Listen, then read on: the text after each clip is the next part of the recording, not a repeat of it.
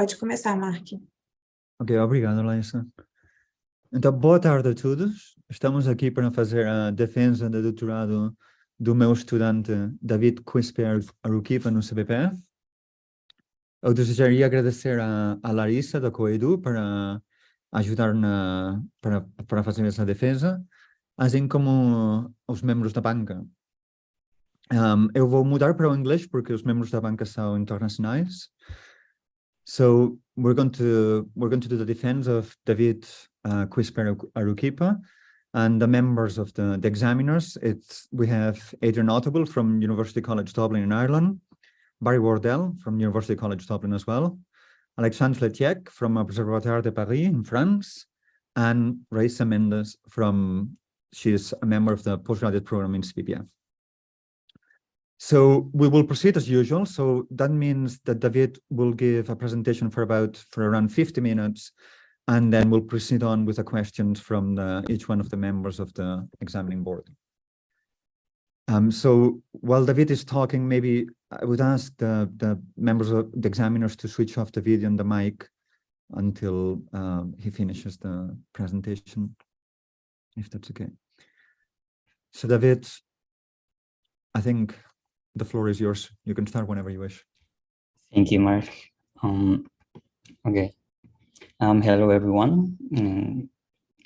Now, I'm here. I will present my PhD defense with title Self-Force and Quantum Communication in Black Hole Spacetimes. The outline for this presentation is divided in 6 parts. The first 2 parts contain some motivations and the basic theory behind green function methods. Then the following 3 parts are the results that we found throughout the project. And I will close the presentation with a conclusion. What are the main motivations for this project? Since 2015, the LIGO collaboration detected for the first time gravitational waves, and the source for these gravitational waves was a binary system with intermediate masses. Later on, we have a much modern, another project, the LISA project, which is a laser interferometer space antenna, space-based gravitational wave detector. And it is in construction. I think the next couple of years it will start to be constructed. This detector aims to detect gravitational waves in a different regime than binary systems with intermediate masses. The regime that LISA is trying to detect the gravitational waves from are EMBRIs, extreme mass ratio in spirals. Additionally, we will see that working or solving the green function in curved spacetime it's not only constrained on these gravitational wave detections. We will also see another applications in a more different scenario in the quantum communication part. So to start, we have the scalar field in curved spacetime. Before solving or before modeling gravitational waves, we usually start with the toy models, much simple models. The scalar field is one of them. We usually try to calculate the equations of motion for a scalar charge carrying a scalar charge q moving in the curved background spacetime. The equations of motion for this charge is given by this equation here. It's a non-geodesic equation where the right-hand side is the so-called self-force, in this case, a scalar self-force. And we have to pay attention to this phi nu tail. It is a tail integral of the retarded green function here. The scalar field, this is the application in toy models calculating scalar self-force for scalar charges. But on the other hand, the scalar field is also useful in the quantum communication, as I mentioned, where now the setting is we have two observers, Alice and Bob here, that are trying to share information between each other, and in the presence of a black hole here. The first observation that we can see here is that now, due to the black hole, Alice and Bob will be connected not only by a direct null ray, but also by secondary or tertiary null rays that orbit around the black hole. This will have an effect on the quantum communication. Now, moving to the main goal of green function is to calculate the cell force problem, but the gravitational cell force. For MRIs, the setting is that we have two objects, one a supermassive black hole, here M, and another one that is moving around this supermassive black hole. This is a small compact object as well. It produces a gravitational field h mu, and the way that we solve this problem is to consider the black hole as a background spacetime, and this small object is moving around this background spacetime. The motion will be governed by, again, a non-geodesic equation here, where F mu is the gravitational cell force, and it depends on the particles or on the compact objects gravitational field. Now, these three cases, the toy model, the scalar cell force, quantum communication, and the gravitational cell force have something in common, which is all the main quantities that we require to solve these problems are related with the green function theoret. Throughout the project or throughout the presentation, I will refer to green function as the retarded green function. We usually are interested in causal solutions of the scalar field or the gravitational field. We're not interested in other green functions, but the retarded green function. So the most important part to calculate is to calculate this tail integral for the gravitational field, for the gravitational cell force. But it is not an easy task. There are, well, in the literature, we can find many ways, many approaches how to calculate this and calculate the gravitational cell force. But to understand better the problem, we usually rely on toy models, like, as I said before, the scalar cell force. Many people have calculated the scalar cell force in different space-time times, in Schwarzschild, in Nairai, for example, and much more other. And also in this project, we will see another toy model, which is based on the Plebanski-Hessian space-time. This toy model is, it shares a spherical symmetry with the Schwarzschild spacetime, and also that means there are some singularity structures that are connected with caustics that will be reflected in pH spacetime and Schwarzschild spacetime. They will be very similar. Now, throughout the project, we mostly focused our results and calculations in Schwarzschild spacetime. The Schwarzschild spacetime is simply given by this metrics, by this line element, which defines the metric, the Schwarzschild matrix. And we are trying to calculate the different retarded green functions of the Schwarzschild spacetime. We usually reduce the problem by choosing a certain formalism. The most common formalisms are the Rech-Wheeler and Cyril formalisms and the Tucholsky formalisms. First, we will focus on the Rech-Wheeler formalism. In this formalism, any perturbation, gravitational, scalar, or even electromagnetics will be determined by solving this 4D Rech-Wheeler equation, where S, the spin, will determine the type of perturbation we are working with. And S is 0, spin 0, we're working with the scalar perturbations, or declining order field phi. For S equal 1, we'll have electromagnetic perturbations, and for S equal 2, we have gravitational perturbations. When calculating the cell force, we usually need to calculate the regular part of the retarded green function. So the retarded green function is divided in two parts: a singular part, GS, and a regular part, GR. The singular part only has support on the light cone, on the red part of this scheme, of this sketch, and it satisfies the non-homogeneous Ricci-Wheeler equation. Whereas the regular part, it only has support on the past, inside the past cone of the point X, and it satisfies a homogeneous Ricci-Wheeler equation. Solving this homogeneous Ricci-Wheeler, either this or this equation, it's not easy. And we usually rely on different approaches to calculate this retarded green function.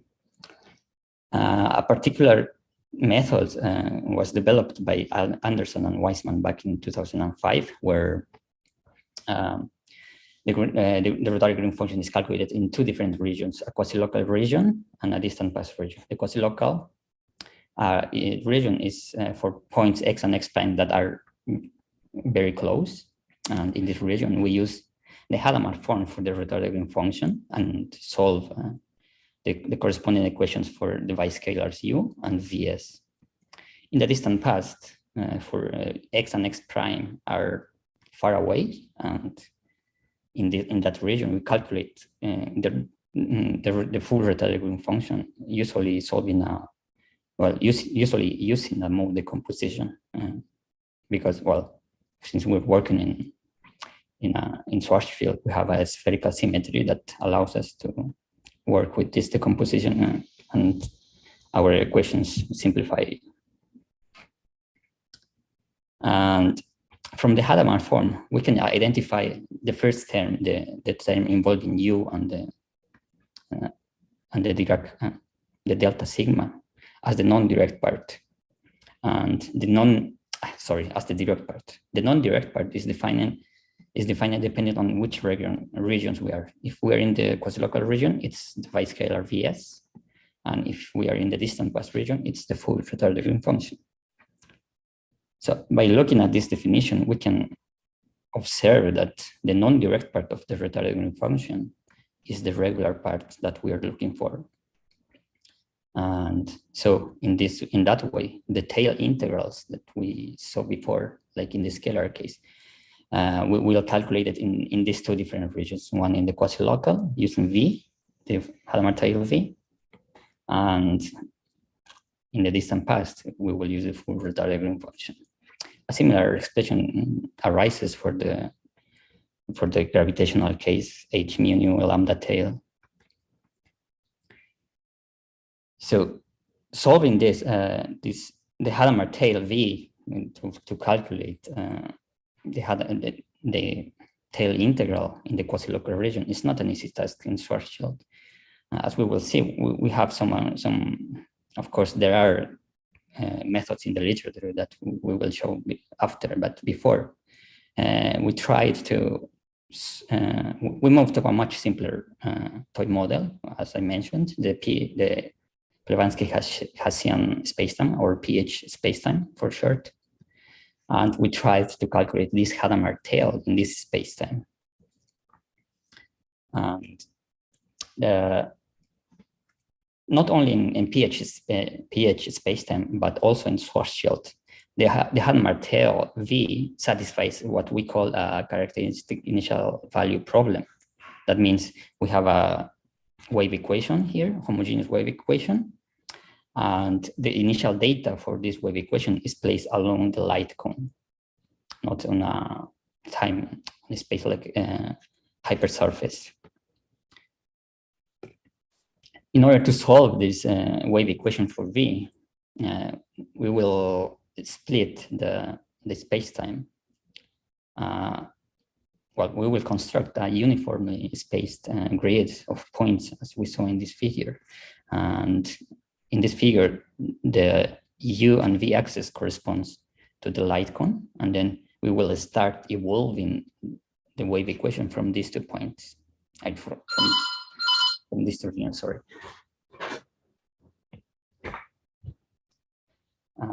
When we solve the full wave equation in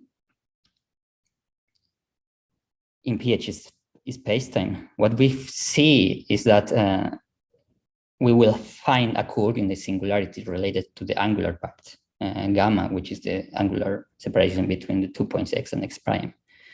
As a consequence of this coordinate singularity, we found that the expected fourth order CID scheme turned into a third order one. And the fourth order CID scheme or the next order CID scheme for V will require extra data on the light cone. In the literature, people solve for Schwarzschild spacetime this a very similar problem, but what we found in the literature is the schemes are, the first scheme is a fourth order and the next is a sixth order. But in pH spacetime, what happens is we have a third order scheme and a fourth order scheme instead of fourth and sixth because of the coordinate singularity.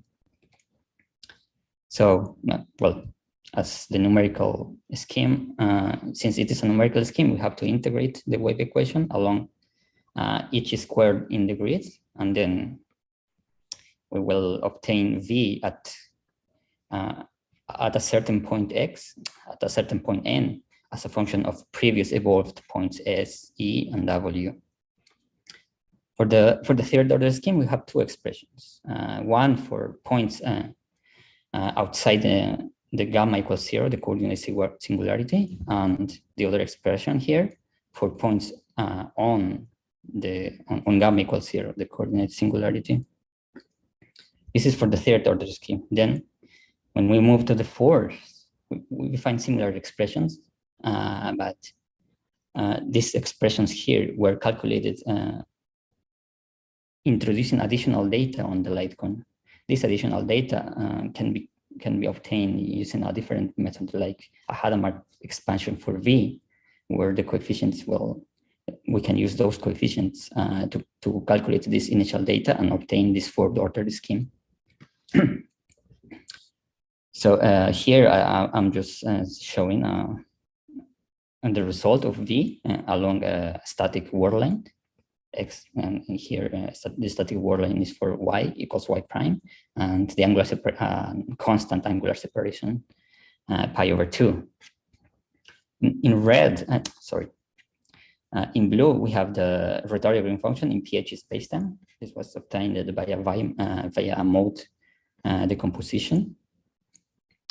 The other three curves are V, the Hadamard tail, obtained from using different methods. The green one is a small coordinate expansion. The gray dash is using a Hadamard series. And the red dash is the one that we obtained using our characteristic initial data scheme. We can see that the first two methods, the green and the gray, do not converge fast enough, as fast as the characteristic initial data. So that's one benefit of using this scheme. And also, with this scheme, we can calculate, given a spacetime point X, we can calculate V on the entire maximal normal neighborhood of this point X. And yeah, as you can see, the red is just simply the previous plot. That's the power that we have with this scheme, calculate V along the full maximal normal neighborhood. Not only that, changing the coupling constant in the wave equation, it's very simple, and evolving again V for different coupling constant, it's a very simple. Well, it doesn't take time. Here we can see for different coupling constants, how V for the first static case, gamma equals Y equals Y prime and gamma equals pi over 2 changes depending on the coupling constant. And here, I'm just showing the global truncation error order of the scheme, and showing that the scheme that we provided, the third and the fourth, are returning the expected order in the global truncation error. For the third order, the global truncation error order is 1, and for the fourth order will be 2. This is for 2 different angular separations. The left is for gamma equals pi over 2, or close to pi over 2, and for the right is for gamma equals 0 angular separation. All the results were widely discussed and detailed, well, in more detail in a paper called Hadamard Tail from Initial Data on the LightCon. This was published early this year, and well, you can go there and see more details about these results. Now, the main objective or the motivation for calculating the Hadamard tail in pH spacetime was to get the fundamental, at least the tools that we can use and try to obtain the Hadamard tail in Schwarzschild spacetime. Unfortunately, there are some problems or some issues that we need to address. First, in pH spacetime, we solved a 1 + 1 dimensional wave equation. In Schwarzschild, this is no longer the case. It's a 2 + 1 dimensional wave equation. And that makes the LightCon hypersurface, it will be a 2 + 1 dimension hypersurface. And the way how the LightCon in Schwarzschild is, it does not allow us to construct a uniform grid as we saw in a previous figure. And additionally, the initial data, which was calculated analytically in pH spacetime in Schwarzschild, it has to be calculated numerically. We cannot calculate it analytically. And now we move to the quantum communication part, where we will use the scalar retarded wave function to understand or to see the implications of the spacetime curvature in quantum communication.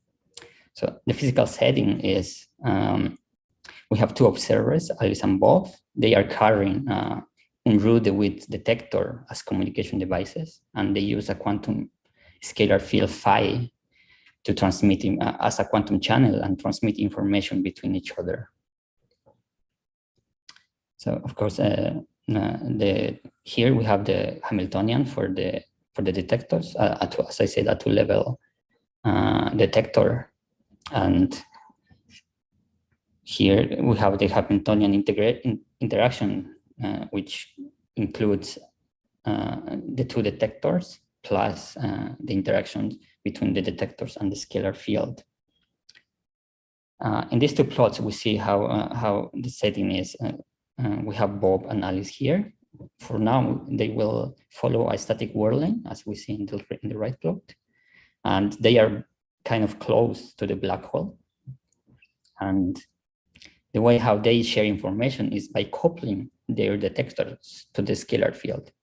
The coupling time is here in the whirling is marked as a green section here. So Alice couples her detector to the field in this interval of time, and Bob does the same in a different interval of time.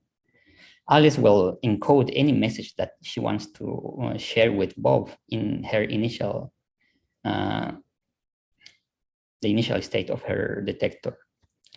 Then as the full system evolves to a final state here, the final state for Bob's detector will contain information about the initial state of Alice's detector. That's how they will share information. More precisely, this will be reflected in the probability of successfully transmitting a bit of information via the quantum field or the quantum channel. This probability is given by this expression here, where the second term is the signal strength of the quantum channel. here, these two quantities, C2 and D2, are given by this equation here, this expression here. This expression, of course, it will depend on the retarded green function. As we can see here, the scalar retarded green function. Obtaining this expression is quite complicated because we have to, well, first evolve the system from the initial state to the final state, and then we use a Dyson series to obtain this leading order signal strength and obtain these two quantities. So now, to understand better these two quantities, C2 and D2, we will split the contributions from two parts: a direct part, C2D or D2D, which comes it's the contribution from the direct part of the retarded green function here, and a non-direct part, or it's the contribution from the non-direct part of the retarded green function here. We use different methods to calculate the direct part of the retarded green function and also the non-direct part. We will detail this method in the next section. Here we show the scalar retarded green function for a static word length with r equals r prime equals 6m and zero angular separation. We have different methods to calculate this green function. The blue one is simply, as I said, the retarded green function using a mode decomposition. And because of we truncate the mode decomposition, right? We don't do the sum up to infinity. The consequence of that is that the singularity at coincidence, the U delta sigma, it transforms into a Gaussian distribution. And additionally, here we can see some oscillations in the retarded green function. That's also coming from ignoring the high L modes in the mode sum. Then the red is a more we calculate, it's the non-direct part calculated in this way. We calculate the full retarded green function using a mode decomposition, and we subtract the direct part here, also using a mode decomposition. So we do this at the level of modes, of L modes. Unfortunately, the method that we use to calculate the L modes of the direct part of this term here was not accurate enough near the coincidence. So that's why here we see some issues still in the red plot. The orange one is just V0 calculated using a small coordinate expansion that we will detail later on. Now, here we show the signal strength, C2, the absolute value of C2 plus D2.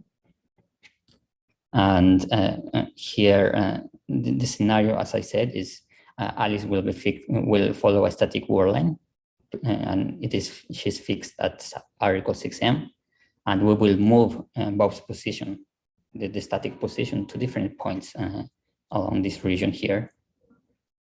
We observe, and we will observe some. The first observation is, of course, as the distance between them gets larger between Alice and Bob, the signal strength will diminish. And additionally, here we observe some oscillations that are not present in Minkowski in flat spacetime. To understand better these oscillations, we split, as we did, we split the contributions to C2 and D2 coming from non-direct part and direct part. For the direct part, of course, we observe the decay in the signal strength comes from the direct part. For the direct part, as we know, that contribution only considers the direct null rate here, like for two here, Alice, it's the red dot, and Bob is here the green dot. So this contribution only comes from the direct null rate that are connecting both observers. Now, for the non-direct part, the scenario is much different. First, we see that those oscillations that we saw are related with the non-direct part.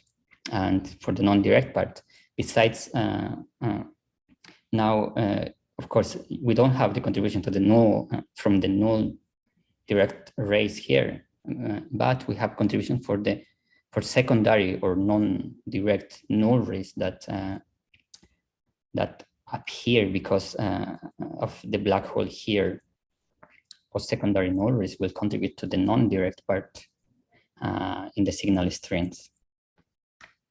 And depending for how long Bob or Alice couples their detector to the field, we might even see contribution from not only secondary but also tertiary, as we see here, and maybe quaternary null rays.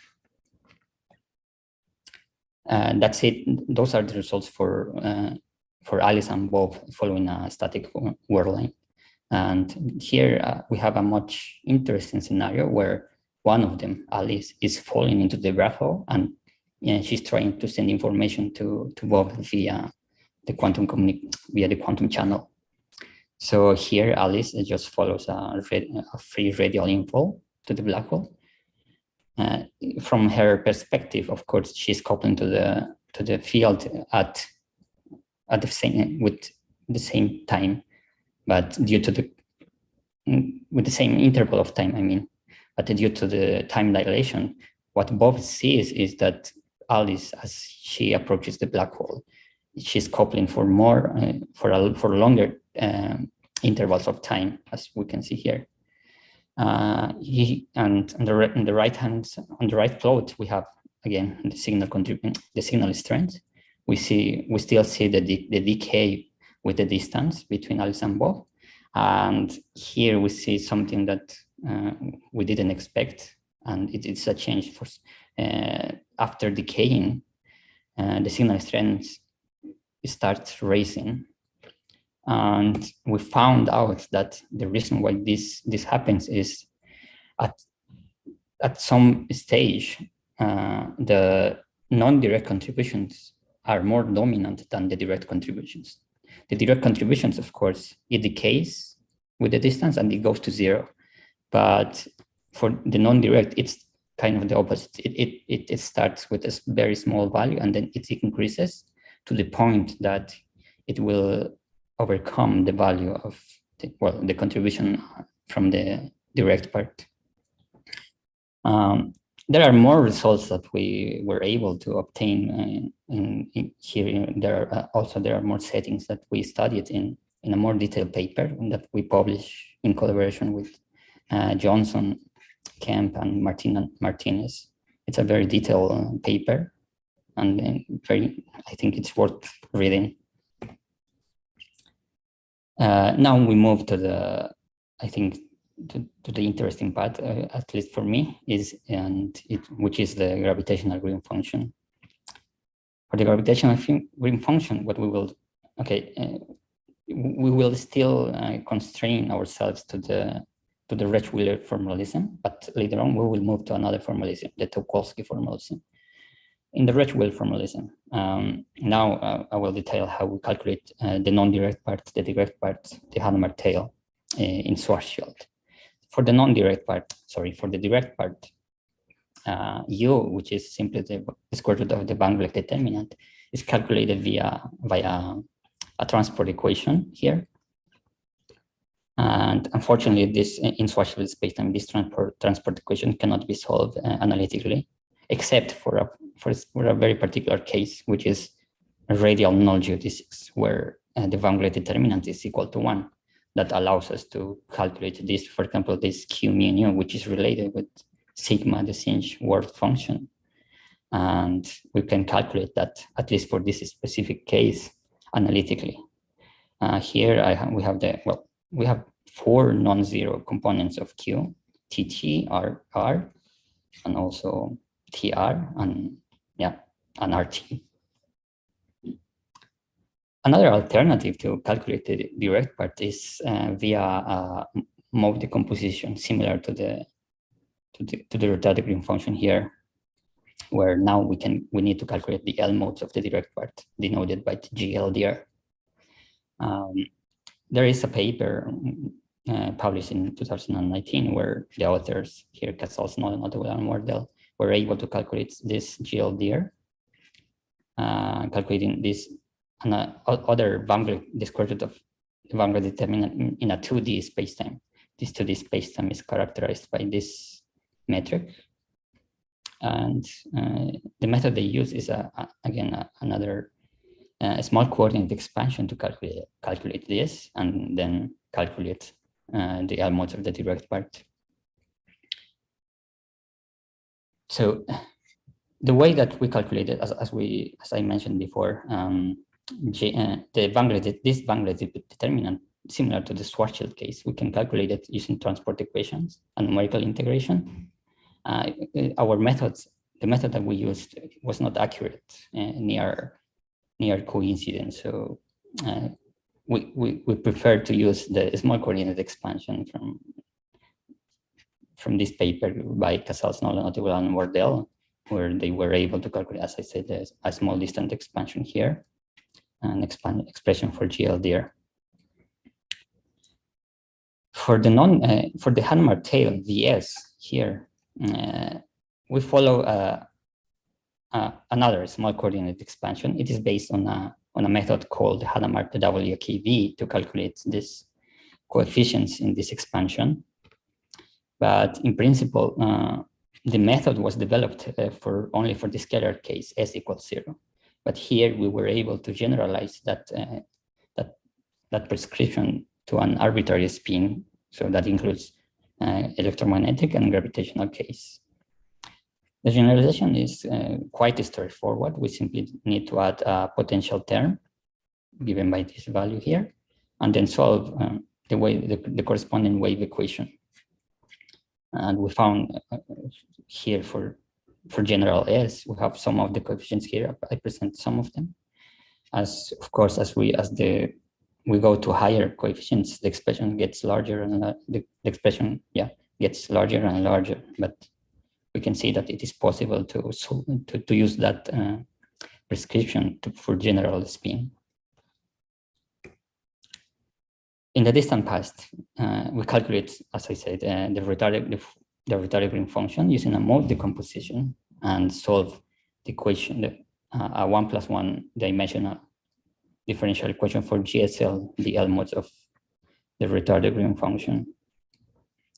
This equation is simply the 1+1 Rech-Wheeler equation, and we solve it via, of course, it is a green function method.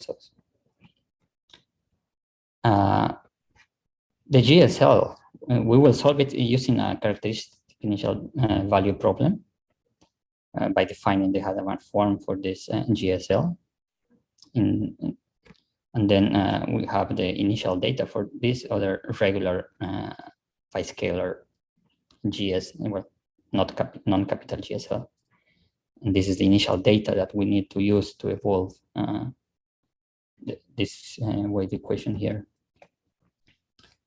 This scheme is not new. Like this scheme was first introduced by Lowstone Price back in 1997, and then after that, following subsequent, there are more papers using this scheme, and also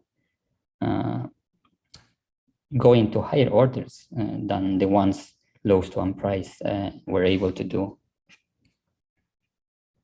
And here we do the same. We follow the scheme that Lowstone Price provided, and then we calculate the next leading order, the next higher scheme, which is order 6. Lowstone Price only did it to order H4, and here we did it up to order H. The consequence of that is, again, we will need extra data on the light cone. And again, we obtain this extra data on the light cone using the Hadamard series for V. The setting is the same as in the pH state spacetime, with the difference that U and V, of course, are defined differently, not as in pH spacetime. We have a uniform spaced grid and evolve the characteristic initial data from the light cone. Another way to calculate this, the L mode of the rotary green function, this GSL, is using a frequency, a Fourier decomposition, where we find the so-called radial Red-Wheeler equation, and we solve this Red-Wheeler, and we solve the Fourier modes here of GSL using, well, two homogeneous equations with appropriate boundary conditions. We mix the method to calculate these homogeneous solutions. We use half-Jaffe series for the X-in solution, and for X-up, we use a numerical method that is implemented in a public repository in a very, I think it's a very useful repository. It contains a lot of codes that are used to calculate, well, has to calculate the self-force in curved spacetime, and not only that, to solve the Red-Wheeler equation and also the Tucholsky equation. So here I show the results that we have for the L modes, for the different L modes. The L modes of the direct part, the blue one here, that are calculated using the small coordinate expansion, as I mentioned. We're not using transport equations for this case. That's why we have a very accurate solution here. The orange is simply the L modes of the rotary green function. The green is the subtraction of between them. This subtraction should be related with the L modes of the non-direct part, or well, we identify this subtraction as the L modes of the non-direct part. So here this is the L equals 2 case, and on the right, in the right plot, we have L equals 10. We see how changes this. The changes are not a kind of significant when we subtract, when we see, well, in the green curve. So now, having all those expressions, in all those results for U, for V, for the rotary green function, we will perform the LSUM and all the corresponding calculations to construct the full Red-Wheeler equation for the spin 2, and which is presented here. Well, it is in a small region where we're interested in the region close to coincidence, where here the black curve, it's the full rotary green function for spin 2, and we observe very clearly the Gaussian distribution. The red is V2 obtained via the small coordinate expansion, as I mentioned, with the adapted one. Blue is the non-direct part calculated using that this difference here, this expression as L modes.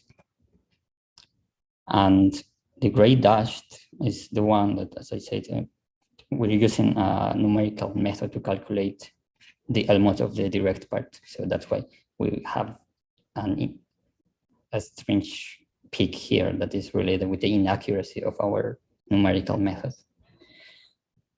We should look at that, how the blue curve, the L modes of the non-direct part calculated via mode regularization, does not approach V in a way that we would like, because it approaches, it only tends to the red curves if we include all the L modes in the mode sum, like summing up all the way up to infinity.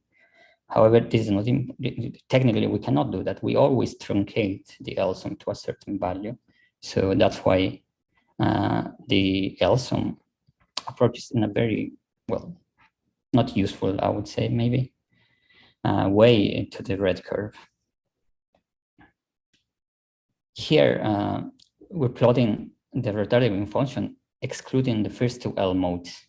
The first two L modes are not physical solutions to the rotary green function. When we construct the metric perturbation from this green function, we will not use these L modes. So here we're just excluding them and then calculating or plotting the rotary green function without those L modes.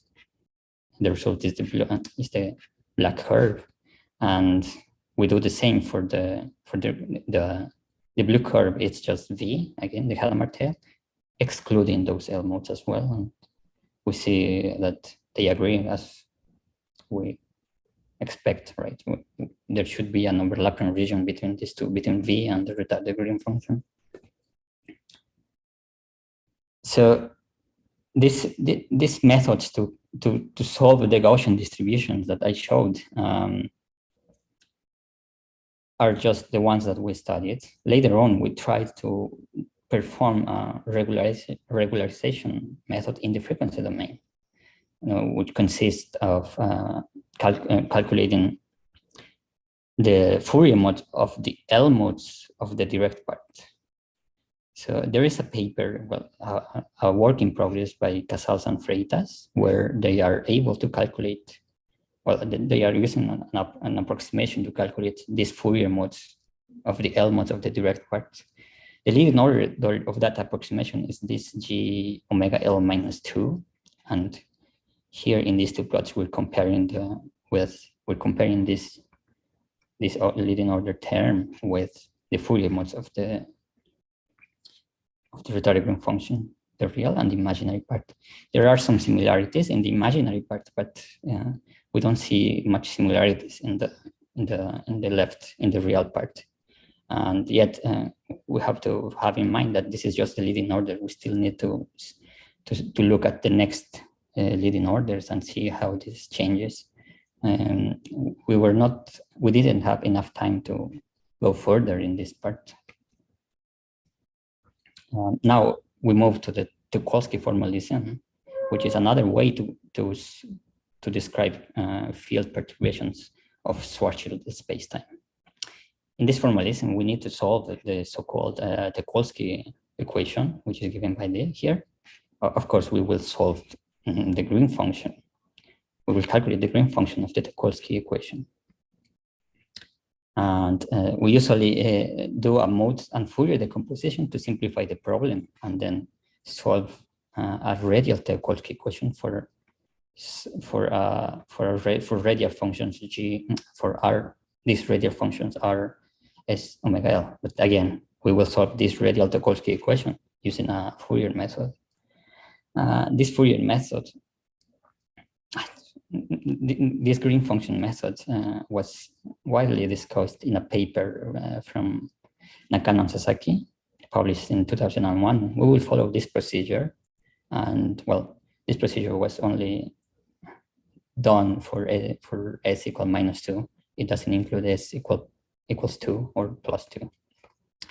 So what they do is to use the Chandrasekhar operator to calculate the Fourier modes of the green function of the Tucholsky green function from the Fourier modes of the Red-Wheeler green function. There are some considerations to follow before applying the Chandrasekhar operator on these Fourier modes. The first one is that they don't use exactly these Fourier modes. What they use is the Fourier modes of this, which, as I said, it is the L modes of the non-direct part. And then they also reduce second-order derivatives that appear in the Chandrasekhar operator using the homogeneous Red-Wheeler equation, because this Fourier mode, the Fourier modes of this quantity here is a homogeneous solution. So we can use the homogeneous Red-Wheeler equation and reduce the second-order derivatives in the Chandrasekhar operator. And additionally, they will need to average over all directions. When they take the coincidence limit, R equals R prime, they need to average the result because, well, these Fourier modes are continuous at coincidence. So that's why we need to average the result coming from the left-hand side here. Here I show you just the Fourier modes for L equals 2 for the Tucholsky Fourier modes for L equals 2 calculated with in two different ways. The first method is following the Nakano-Sasaki procedure, the black solid curve, and the red dot corresponds to a numerical method implemented in the black hole perturbation toolkit. Here we found a very accurate, a very good agreement. If I remember correctly, the agreement was something between 8 to 9 digits of precision. Unfortunately, the numerical methods in the black hole perturbation toolkit has, well, they need extra precisions to obtain the same results that we find using the Nakano and Sasaki prescription. So once we calculate the Fourier modes of the Kowalski retarded green function, we can calculate the L modes and then perform the L sum.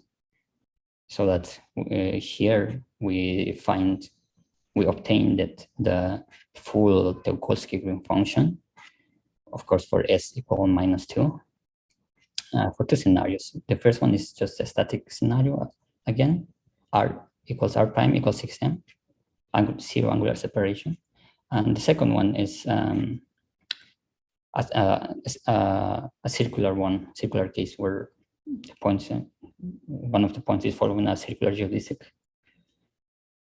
In the L sum here, we can see that it's not as accurate as in the Rich-Wheeler case. Here we see some oscillations that are related with the truncation we have to do during the L sum.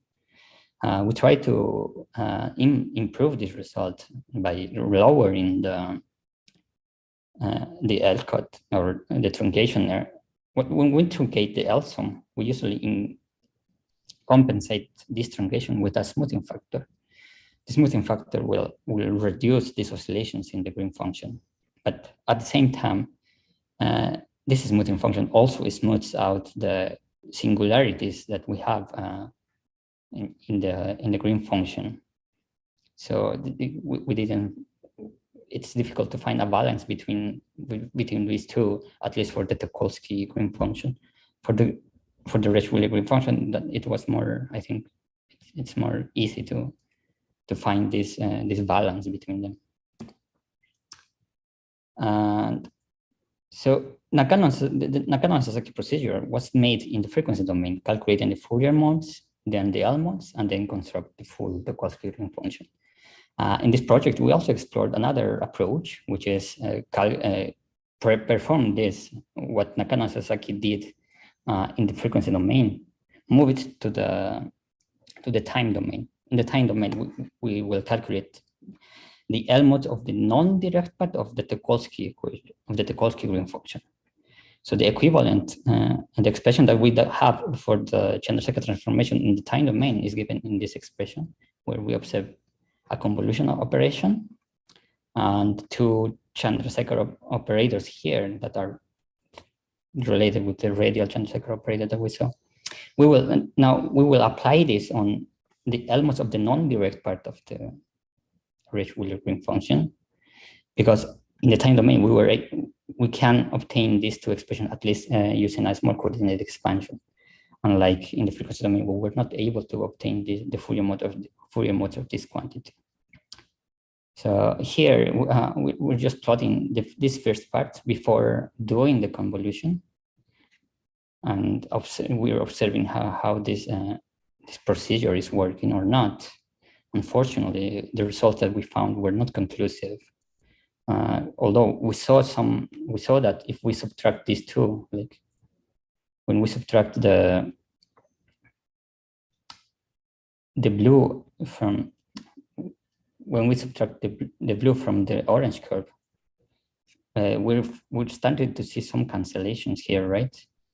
That's more marked in higher L modes, as we can see here. So that might indicate that it is happening a regularization there, but we were not able to fully develop this because of time, unfortunately. And also we're still missing the convolution part. This is just this term here.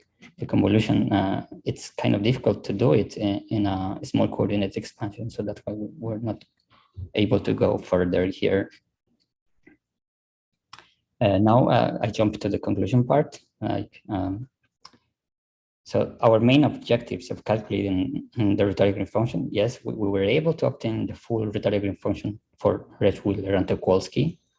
Unfortunately, in the regularization procedures, at least for the Rich-Wheeler case, it worked. We saw that some improvements, and that's good, I think. But for Tucholsky, we still have many things to figure out, at least, or either improve. Also, the LSOM, we need to see how we improve the LSOM and how to remove properly the Gaussian distribution for the Tucholsky case. Besides of that, as we saw, we presented a very new result in pH spacetime. We calculated the Hadamard-Tail V with a CID scheme we technically solved a four-dimensional wave equation. That, of course, it was reduced to a two-dimensional one, but it's still a significant result. Also, we saw that the scalar field, or the scalar green function, it's a very important tool when we start studying phenomena in curved spacetime, like the quantum communication. It's a very different setting from we're used to, like calculating the cell force and so on. Now, well, for future ideas, we will try to complete this regularization that we saw for Tucholsky and see what are the problems. We will try to address it. In pH spacetime, we were also trying to, or we will try, I guess, to calculate V, the full V in Schwarzschild spacetime, the full Hadamard-Tail. I'm not sure if that might take time, or maybe it's not possible because a 3+1 CID, it's not easy. And that's it. Thank you very much.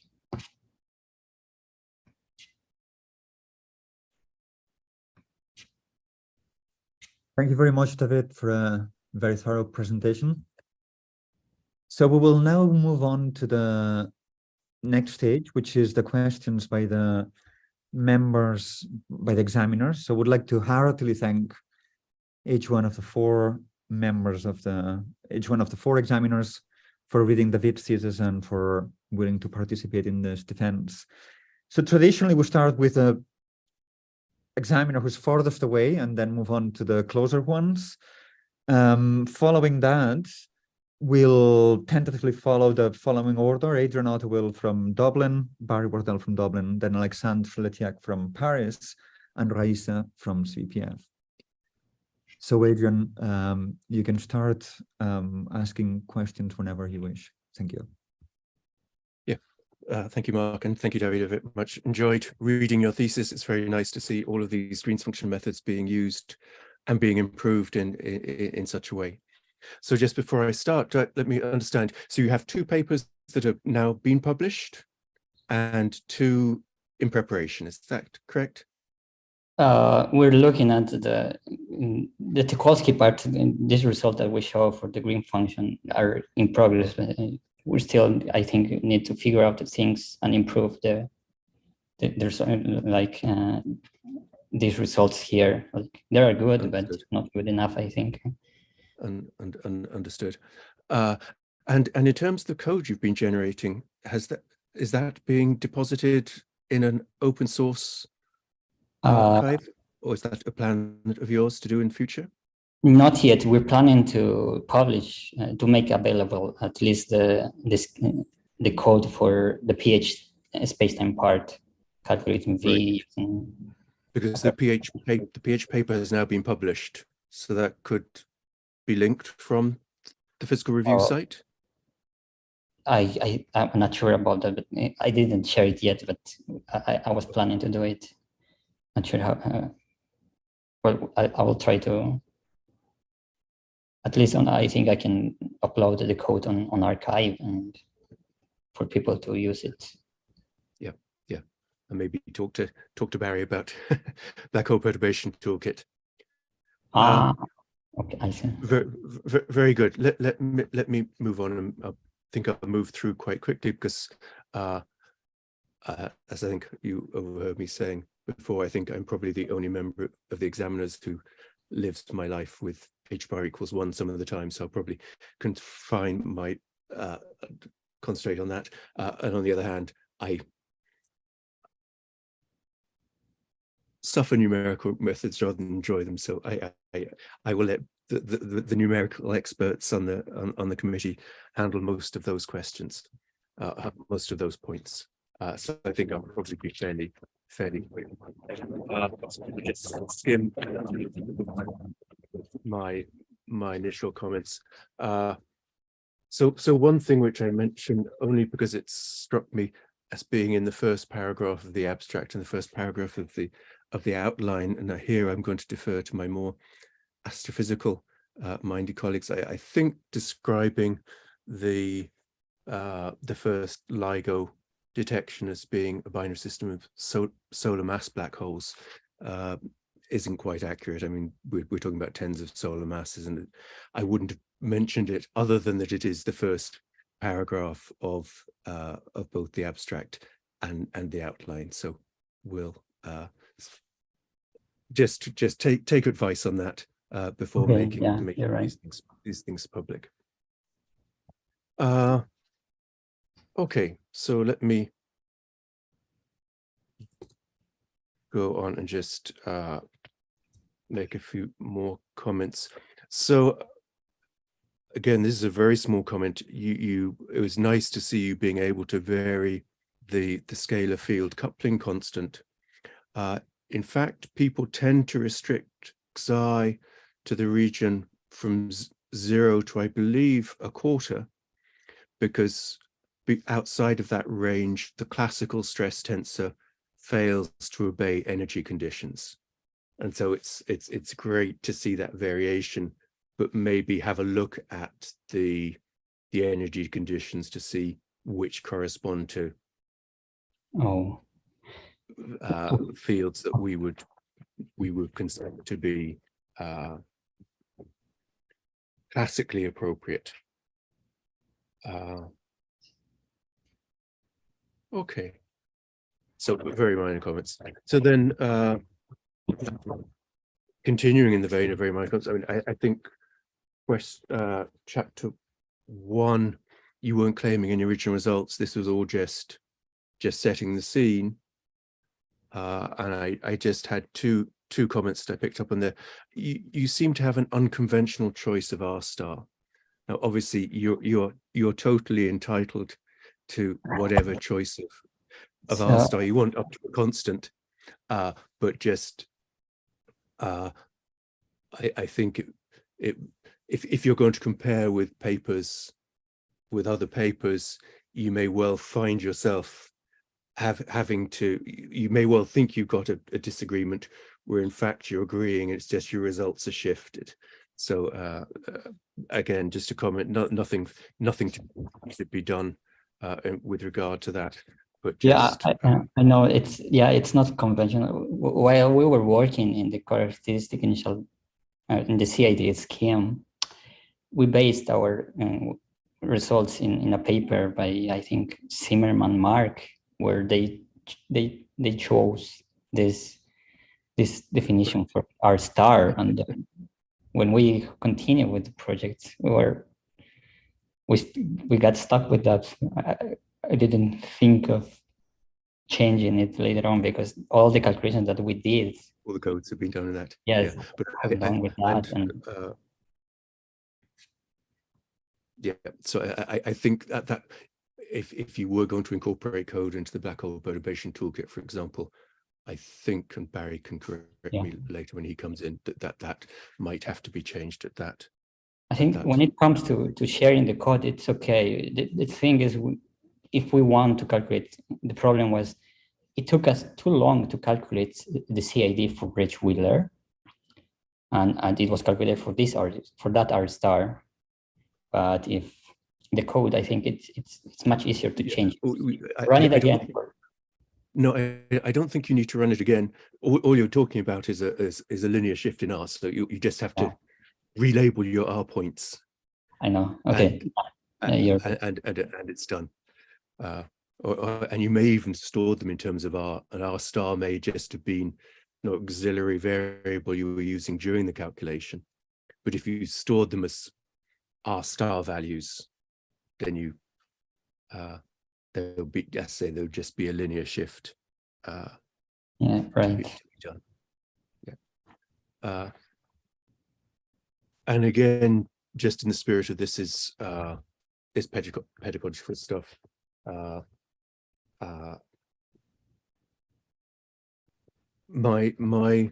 You make a comment about 10 of the 20 components of the Weil tensor. I think what one would normally say is that the Riemann tensor has 20 components. 10 of those are encapsulated in the Ricci tensor, and the remaining 10 are in the Weil tensor. So actually, that's why there are 5 Newman-Penrose scalars. It's not that they've left some stuff out. It's that it's the bit which is it's the bit which isn't in Ricci. So I'd say that's just to get that. Okay, let me see where my next comment was. Again, this is a trivial one, so I'm just reading through everything, and then I'll come to the later things later. When you give the expression relating the Green's function on Schwarzschild and on M2 cross S2, I didn't see anywhere you stating explicitly that that only applies for conformal coupling, because obviously to get between Schwarzschild and M2 cross S2, you need to do a conformal transformation. That 1 over R primed is the conformal transformation. I'm looking at equation 2.7. So I talked about a little bit about that in the first chapter, I think. Okay. Where is it here?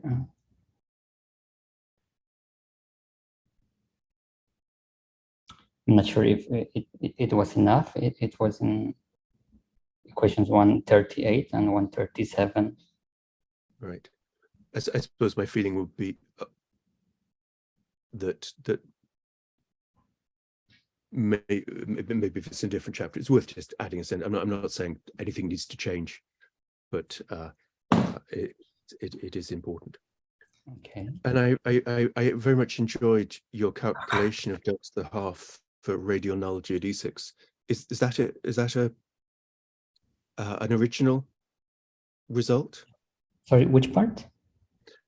So section 2.1 and so 2.11 and 2.12.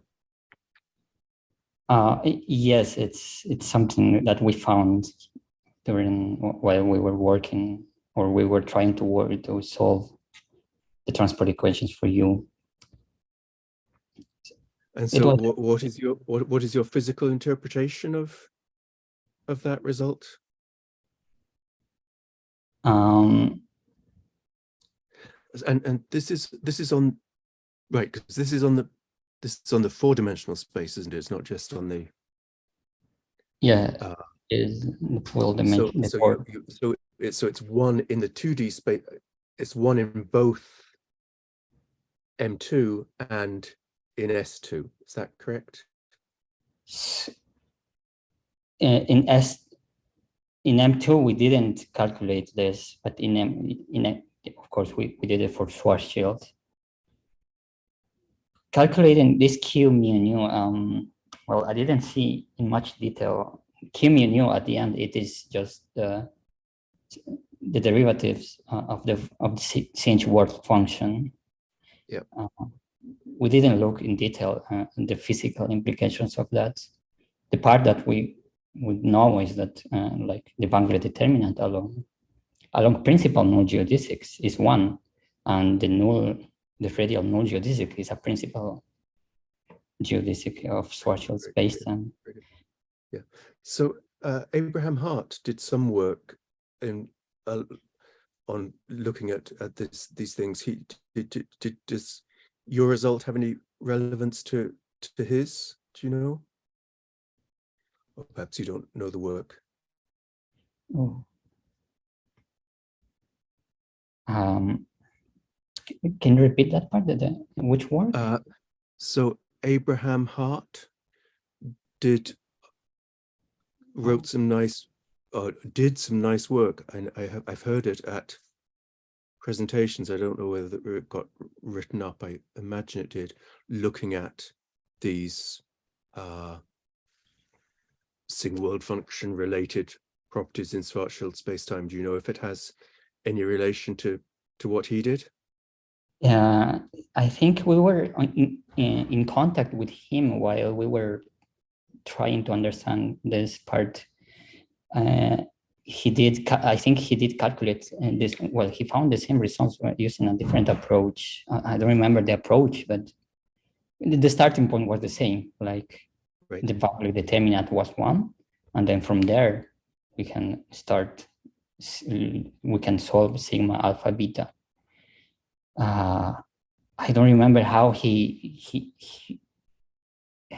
have to look at his results again. I don't remember what method he used. Mm-hmm. No, it was just curiosity on my part. I was just interested. Okay, can I take you forward? So I'm not going to do the numerical questions, but let me, if I may. Where is it I wanted to go to? So I will leave that.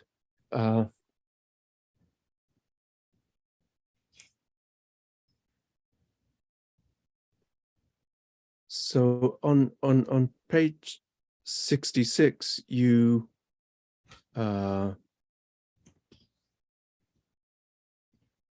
give some asymptotic expressions for high frequency for the Reggie Wheeler in and up functions, and you give explicit expressions for them.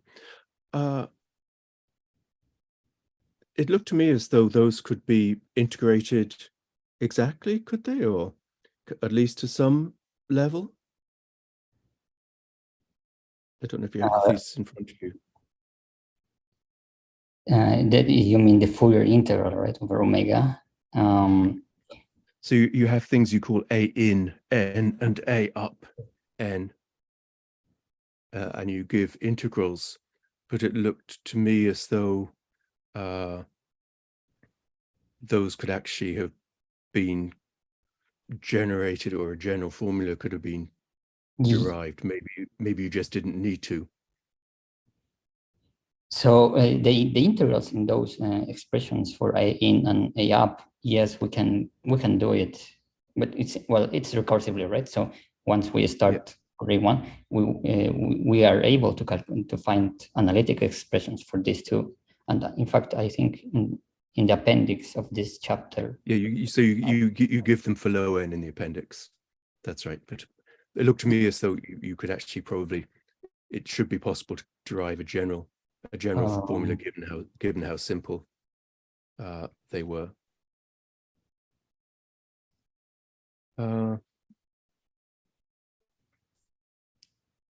Okay, let me move on to chapter 3. So Poplansky, Hassian. So you're assuming everywhere here that your solutions are purely geometrical. You sort of make a comment that the wave equation reduces to sort of a 2D problem, but that explicitly requires the assumption that you're looking at geometrical solutions. So I thought that should probably be mentioned. Okay, my major comment on this chapter was you write down the wave equation and you find first derivative terms. And those first derivative terms lead you to develop a new numerical scheme. On the other hand, when you see first derivative terms, you worry that your operator isn't self-adjoint. But we know that this is just the wave operator, and so of a scalar field, and so is self-adjoint. So actually, you get an integrability condition that dq by dv must be ds by du for this equation to be self-adjoint. That's precisely the same integrability condition as changing the dependent variable to alpha times v and asking, can I choose alpha to eliminate the first order terms? So actually, you could rephrase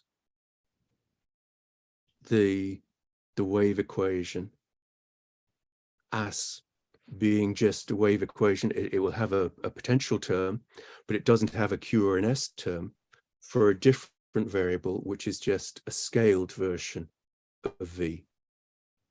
I just wondered, had you noticed that? Had you tried that? Are there problems with that approach? Yes, we have. And the thing is, with that, by rescaling V, we can obtain V again on the entire maximal number neighborhood, except for points along gamma equals 0. It is possible to do it, but we cannot calculate using this rescaling. We cannot calculate V along gamma equals 0. Right, gamma equals 0, remind me, is V gamma minus U is equal to 0. So gamma is the angular separation, right, between the two. Yeah, but sorry, in terms of U and V, it's V minus U is equal to 0. Okay, so yes, in terms of U and V, yes, when U is equal to V, that's the case that right. When rescaling, that doesn't. Right, so if my calculation was correct, yeah, that rescaling vanishes along that line. Yes. And that line, gamma equals 0, is, I think, it's an important solution. It's for points with zero angular separation, like a radial. Mm-hmm. For other points, yes, it works, but for this particular case, that it's not, I think we still need to follow this approach, at least for those points. Right. Yeah. I wonder if, yeah, it would be interesting to have a look. I must have a look. In terms of generalizing this to Schwarzschild, I wasn't sure that it was such a big difference between what you have done and going to Schwarzschild if you do an L mode decomposition and allow yourself to limit your ambition to calculating V inside the normal neighborhood. Is sort of basically what Conor Barry and I did, but you would have your different numerical scheme. So because you've still got a 2D initial characteristic of initial value problem, but now in T plus or minus R star, and you're doing it on an L by L basis. So the main idea of going or calculating full V without any mode decomposition is when we do a mode decomposition, the problem is that at coincidence, we know that because of the L mode truncation in the sum, we will get a Gaussian distribution.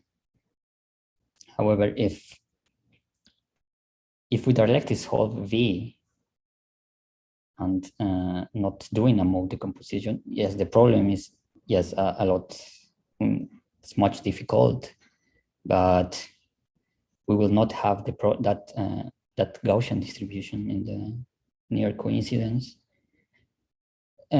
For the scalar case, the LSOM, I think it works pretty well because V at coincidence is 0. I'm not sure if maybe I can see that. Yeah. Yeah, you got the S, was it S squared over? Where is it? M over R cubed, yeah. I'm not sure where. Here. So as I said, well, for the scalar case, we know that V, of course, the non-derived part of the rotary green function will go to 0 for the scalar case. And removing the Gaussian distribution in that case, it works really well working with L modes. But when we move to a spin 2, what happens is the methods that we use for the scalar case does not work well because V is not 0 at coincidence. It's this red line, right? It's a non-zero value. And the way that the LSOM approaches this value is not the appropriate. You can see here that it's approaching from 0 to, well, it is approaching smoothly to this value. That will only happen if we use a mode decomposition method to calculate G-ret. If we calculate directly V without going to a mode decomposition, we should be able to avoid this problem in the mode sum.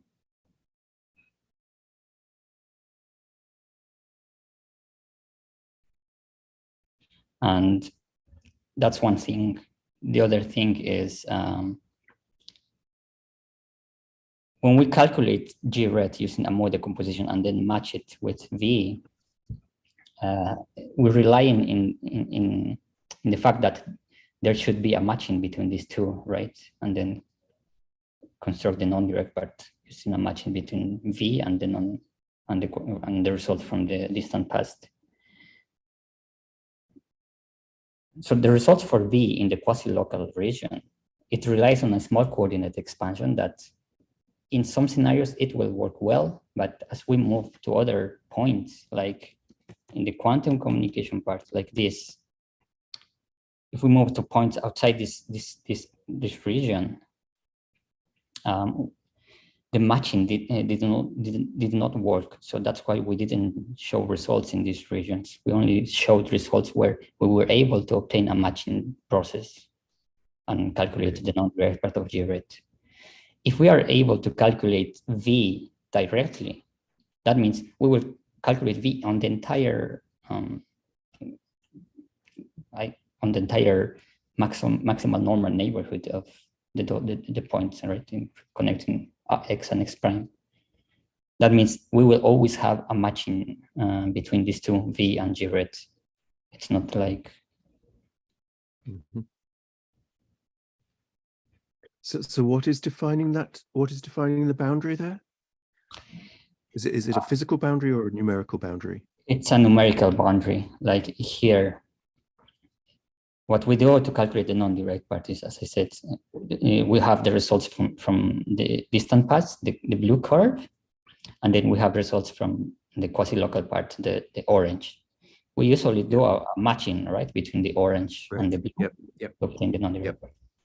But there's no overlap in those regions. Yeah, the point is, so the method that we use to calculate the orange one, in some regions, as we see here, well, in the region where the 3D plot is not, well, there was no matching. We were not able to obtain a matching there. And you can see here that we have a small gap here for points when Bob is approaching to the event horizon. The matching also fails. Yeah, I think that's not surprising, is it? Yeah, of course it should. Yeah, and it's a numerical, right? A numerical issue. Very good. So as you're on the quantum communication, let me just sorry, try and get my iPad to talk to me. Let me just ask you about that, because I think I joked about me having h bar equals 1, but in fact, this calculation turns out to be a totally classical calculation, and that sort of confused me. So I'm as much looking for an interpretation in your understanding, because when I first thought about this, I assumed that what was happening was that Alice was absorbing a particle, and then that was affecting the external field, and that effect of the external field was what was being detected by Bob. But of course, that's the lambda A squared, lambda B squared contribution, which you explicitly exclude. So, and I was also struck by the fact that if Alice was in a pure state, then this term disappears, if I'm correct. So if the orthogonal elements of the density matrix is 0. So what happens is here, I didn't give much detail about how we obtain this C2. I only gave the expressions, but this C2 and D2 are, well, we have to look at the density, matrix density of Alice and Bob. This C2 and D2 are the off-diagonal components of that matrix density. Yep. So although this expression looks classical, this C2, D2 classically are 0. So it's like, in order to this be non-zero, we need a non-classical, well, a quantum state for the antennas or for the detectors. Yeah, it seemed to be also slightly more than that, because as I say, you couldn't, there is none of this order lambda A, lambda B term if Alice is in the excited state, which is what that might have been the most natural thing to have asked. So do you have a physical picture of how this interaction takes place? I mean, because and a comment related to that, to the picture and the drawing of the null rays. I mean, what we're talking about here is all of the frequencies of your detector were order 1 over m. Now, that in my mind says we're talking about detecting waves of order of the wavelength of m. And so drawing null rays doesn't seem to quite match with my heuristic picture. So your calculations are great, the pictures are really interesting, but I'm still not sure, and maybe I haven't read the full 45 pages as carefully as I should have done of the paper. I'm not sure I still understand physically quite the mechanism that's going on here. So I don't, is there an easy way of explaining it, or do I just shut up and calculate? Well, about the frequency, so this value of 1 over m. So in the beginning, it was just, we're trying how this turns out, calculate C2 for this specific value. And we didn't explore much values for omega A and omega B. I'm not sure if, well, for sure, there will be these features here. There will, I presume there will still be there, but I'm not sure how much they will change. Another thing, what is it here, about the pure state of Alice's detector. When they try to share, well, when Alice tries to share information with Bob, she has to put the information in the initial state of her detector. And well, I'm assuming she will not use a pure state as the initial state. So we will always have C2 and D2 non-zero. I'm sure if that answers your question. But I mean, that's sort of, isn't that sort of slightly contrary to the normal thing where you would send 0 if you don't want to go to dinner with Bob, and 1 if you do want to go to dinner with Bob. It seems to me that's that would sort of at the most mundane level be the sort of communication, and yet though that's not allowable, that this mechanism doesn't work for that. It's only those off diagonal elements, and I'm not quite sure I understand the beauty of what's going on, and I wondered if you had a nice physical picture you can share, or is it just that this is the way the maths works, and what I'm asking isn't really anything to do with curved space, and this is even in flat space if you had the two detectors. Oh, well, unfortunately, I'm not an expert in quantum field theory and curved space-time. Like, yeah, that part, maybe the other collaborators, like Johnson or Akim, might have a better understanding in that scenario. Yeah, that's fair enough. Asking somebody to understand it, explain quantum mechanics to me in a Viva is very unfair. But just to be clear, so my understanding is that Martinez, had done all of this in flat space time. So he did the original work in flat space time, and the contribution, a major contribution that you have brought to this, is to generalize it to curved space time, and then to do explicit calculations in a black hole scenario. Yes. No, that's great. That's great. One comment is the fundamental equation for the Bob's density matrix was 4.10, and I thought it was unfortunate you explicitly assumed that the field state had vanishing 1-point function. 4.8. I wondered if that was necessary, or was.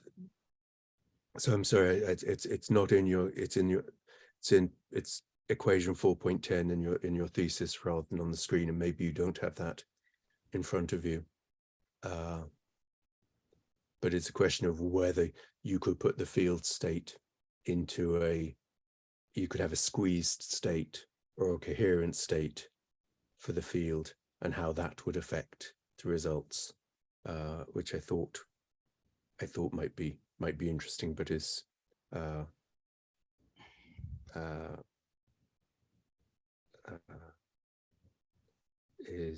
yeah. That's just a thought for the future. If you were going to extend this work at some stage, to have a look at more general field states.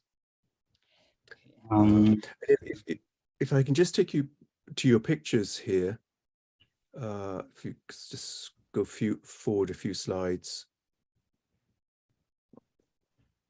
Here? This one, yes. So the top left, am I right in assuming that what we're seeing there is just a breakdown of the numerics when you're directly opposite? We'd expect that to be perfectly smooth behind, or is that a real effect? So we know that here, this is a caustic point, right? Exactly. So the numerics are going to be absolutely horrible, but I wouldn't have seen why. It's not as smooth. It's not as smooth because So in that region, we have, like, I think it's, this point corresponds to since it's acoustic, we have like all the null rays emanated from Aldis, like are reaching Bob at the same time.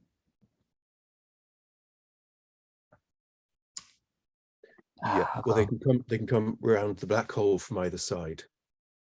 Yeah. And hit him.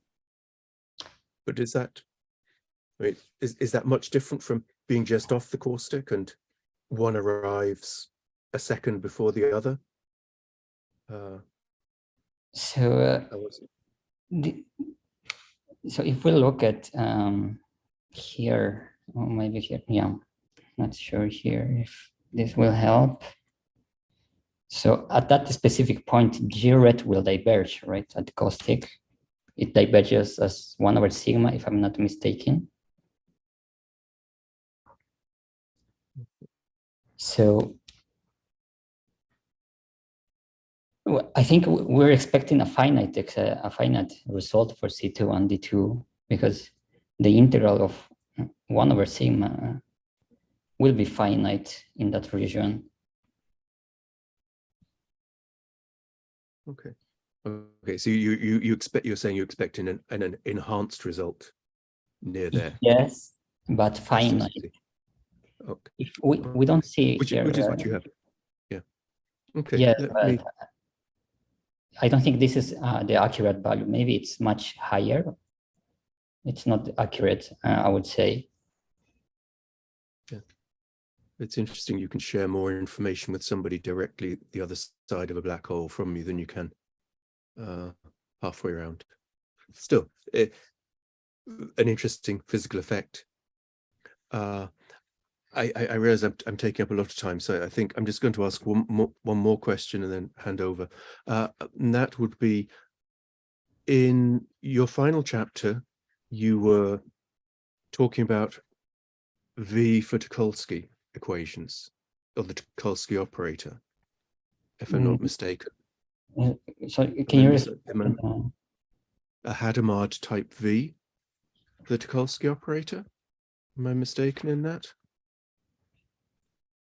Yes.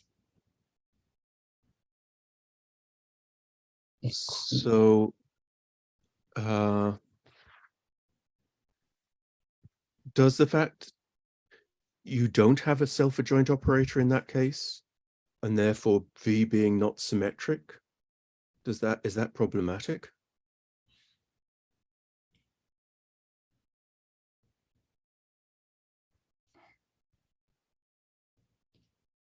Or is it a trivial rescaling? I don't think it's just a trivial rescaling, at least for V. We found many problems with what at least in both for UT and VT in that expressions. We were trying to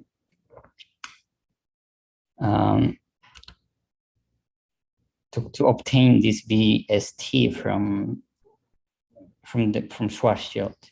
So we found many problems, and I think it's because of that the operator is not self-adjoint. We cannot establish a relation between these two.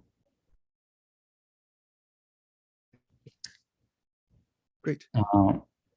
Before, well, we looked at the equations that V and U satisfy, and we couldn't go further because the main thing, which is establishing the initial data, we were not able to do it. So we kind of gave up, and then we moved directly to the frequency domain. Yeah, it's an interesting problem, but I think a hard one. So maybe something for the future. Anyway, thank you very much indeed. Again, I greatly enjoyed your thesis and your presentation. Thank you very much, Adrian, for all your contributions. I was dying to to also take part in the discussion, but as a supervisor in this case, I'm not really during the defense. I'm not really, it's not pertinent that I do it. But yeah, thank you very much. Adrian is one of the world experts in green functions on black hole spacetimes, both classically and quantum mechanically. So we'll move on to the next examiner, who's also world expert on green functions in black hole spacetimes, more on the classical side and self-force calculations and on the numerics. So that's Barry Wardell. Barry, thank you very much for participating. You can start asking questions whenever you wish. Great. Thanks, Mark, and thanks for the very nice presentation and the enjoyable thesis. Enjoyed reading through it. I guess I've got a bunch of questions like Adrian, and I'd noted them down at the thesis, so I hope you don't mind if I maybe just go through them in order of how they appear in the thesis. Some of them are minor comments, and some of them are just questions. Just to start with some very simple thing at the very start. In your outline, you describe how you set up the self-force formalism and how you can consider the big black hole to be at rest. Is that something that you can do exactly, or is there kind of an approximation that you make, or where do you know where that approximation might come in the calculation? So when we solve the self-force problem, the gravitational self-force, we usually we solve it in a perturbative way, right? We solve it in the mass ratio. We do an expansion for the metric perturbation in the mass ratio. So for the leading order, we assume that the black hole, the massive black hole, should be at rest, and the spacetime that this massive black hole generates should be fixed. I presume for the next leading order that should change. I'm not sure. We didn't go to that far. Okay. Yeah, that sounds about right. I guess maybe I would suggest clarifying that it's at leading order or something. The case. I guess similarly, just maybe something that could be clarified is on the same page on the outline. You say how the perturbation, the h mu nu, corresponds to gravitational waves. I would usually think of that statement as being kind of asymptotically far away from sources. H mu nu will be gravitational waves, but in the strong field region near the source, in sources, maybe it's not such a clean-cut interpretation. That's more of a comment than anything. Just maybe continue on with some other questions or comments.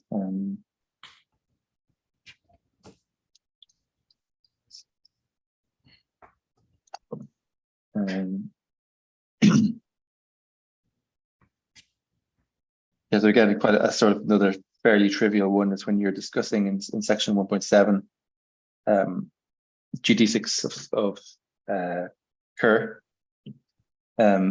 Maybe it's just a phrasing, but you seem to imply that there's only one null GD6, which is the circular orbit one. But I guess that's if you're restricting yourself to the case of bound GD6. Would that be correct? Right. It wasn't clear exactly what you were trying to say there. You're saying there's only one unstable circular orbit, and then you say on the other hand, for time-like orbits, there are also eccentric ones. Yeah, there are more. Of course, there are more GD6, bound GD6, but it was just a very quick introduction to Kerr. But since we don't, at the end, we don't do Kerr, and we mostly focus on Schwarzschild. I think I should correct that. Yeah, again, these were sort of fairly small things. I mean, I'd also picked out the thing that Adrian mentioned about the biotensor having 10 components, as opposed to 20. So, okay, maybe going on to maybe something you could clarify a bit more for me is You say in section 1.8.6, so this is where you're talking about reconstruction and radiation gauge, that,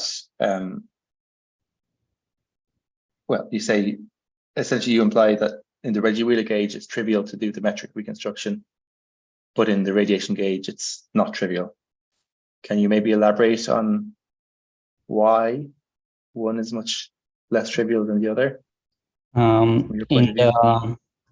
In the Reggie Wheeler gauge, when we solve the Reggie Wheeler equation, we solve the Reggie Wheeler equation for a master function. We can use the typical Reggie Wheeler, the radial function that the Reggie Wheeler use, and then construct the metric perturbation. Or we can define another radial function or another master function. I think it is called CPM, the CPM master function, where reconstructing the metric perturbation from that function is just applying, I think, a first order operator on it. Now, for radiation and well, for both radiation gauges, what we're trying to solve or to calculate first is a viral scalar, either psi0 or psi4. Psi0 or psi4 are related to the metric perturbation via another potential, an extra potential, which is the Hertz potential. So the Hertz potential satisfies another differential equation, a fourth order equation with source psi0. So that's why it's not immediate, like just applying a first order. Okay, so it's the fact that you also have to solve that fourth order equation. And then reconstruct the metric perturbation. Okay, and maybe maybe a related question is on a page or two later, page 45 in my version. You also say that the regular part of psi4 does not comply with the requirement of being Hertz potential. Is that a related statement? So, it wasn't clear what you were to me what that was referring to or why. So the standard way, the standard metric reconstruction metric perturbation is via a Hertz potential, and then use the Chernovsky operator on that Hertz potential and reconstruct the metric perturbation. But back in 2001, Nakano and Sasaki followed a different approach where they calculated the vital scalar, the regular, the non-direct part of the vital scalar, psi4, and they applied the Chernovsky operator on that non-direct part to reconstruct the metric perturbation. But that goes against the prescription that Chernovsky said, that we need a Hertz potential first and then apply the Chernovsky operator on that Hertz potential. Now, the non-direct part of psi4, at least in the paper from Nakano and Sasaki, they don't state much about why they are applying Chernovsky on that psi4, because it's not clear if that's a Hertz potential. That the Hertz potential satisfies, as I said, fourth order differential equation. They didn't show that. They just directly jumped to psi4. Okay, so I guess maybe it wasn't clear to me what the problem was. So maybe to paraphrase what you said, the problem is that they don't show that psi4 satisfies the equations that the Hertz potential should satisfy. Yeah, exactly. The two equations that are 1.107 and 1.105 in my version here. Is that am I understanding that right? That's the issue. Sorry? Am I understanding that correctly, that the issue is that psi4 has not been shown to satisfy the equations that the Hertz potential should satisfy? Yes. The only thing that we're sure is that the non-direct part of psi4, of course, it's a homogeneous solution. So one equation, I think the 1.105, I think it can be satisfied, but the other one that is relating a Hertz potential with the vital scalar that didn't seem clear. And did you check if is it that you didn't check, or that you know that it does not satisfy that equation? We didn't check it because before calculating, we need to calculate the non-direct part of psi4. We were still far. We had problems with the Kolsky green function, so we couldn't reach the point. Okay, thanks. Yeah, maybe it'd be worth clarifying in that sentence why, I guess, just what you've said there, that it has to be checked that it satisfies the right equations. I guess moving on in section 2.1.2, when you talk about the Van Dyck determinant along radial null GD6, you mentioned the Penrose limit, but there's no definition of what that is, or maybe could you give me a short explanation of what the Penrose limit is, even qualitatively? Oh, in the Penrose limit, well, the curve of the spacetime should be flat, or yes, if I'm not mistaken. So what is the limit that you take there, or what limiting case is it? Does it correspond to? If I remember correctly, it should be for when the 2 points are very close, the curves of the spacetime should be flat. Okay. Thanks. Yes, I guess maybe a suggestion might be worth just defining what you mean by the Penrose limit, or even including a reference to some appropriate place where it's described. Right. In that section, again, I was maybe a bit confused by something where you say that for radial GD6, R dot is a constant. Is that doesn't?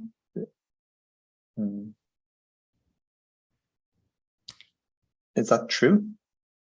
I mean, I would think that radial GD6, you can start from rest, and the velocity, the radial velocity, is not a constant.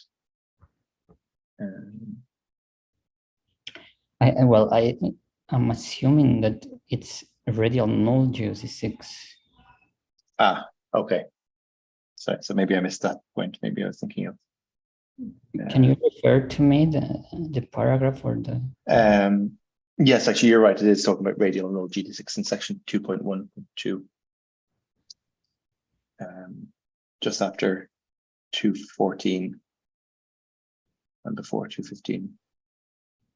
Oh, yeah. I think you might be right that, yeah, for a time like GD6, R dot is not constant. But yeah, but I should include radial. It's radial null. I forgot to include.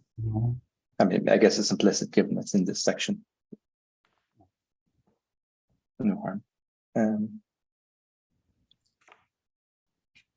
Great. I hope you don't mind me just keeping going through the things in sequence in the way that I've come across them through the thesis. I guess jumping on to your chapter 3, where you compute you do the characteristic initial value problem. And in particular, you have a section where you talk about the results for V, so section 3.2.3, and you have you show that it agrees with other methods of computing the same thing, which is very nice. And you also discuss the scalings of the errors. I thought the plots you showed, which you also showed in your presentation, were very reassuring and clear. Maybe one or two things I thought could be elaborated on. So the scaling of the error, so you have a third order scheme and a first order scheme, which are local, or fourth order, which are locally third and fourth order. How do you get from those to order 1 and order 2 convergence globally? So what we do, you mean, how do we calculate those truncation error, the order in the truncation? Sorry, I mean, no, so I think that was clear enough from your description here, but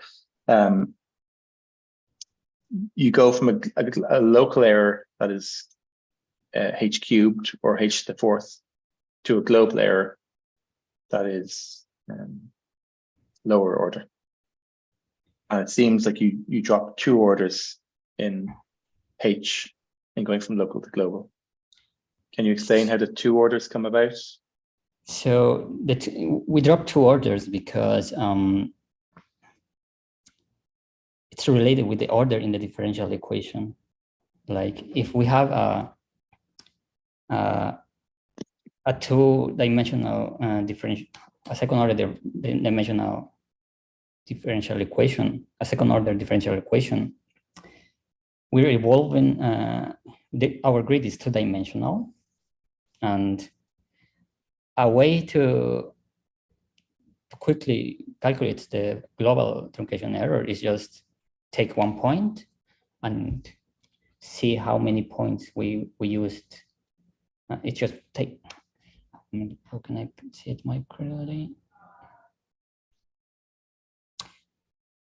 So, I mean, I can see in a normal time evolution scheme, you would take 1/h steps to get from the start to the end.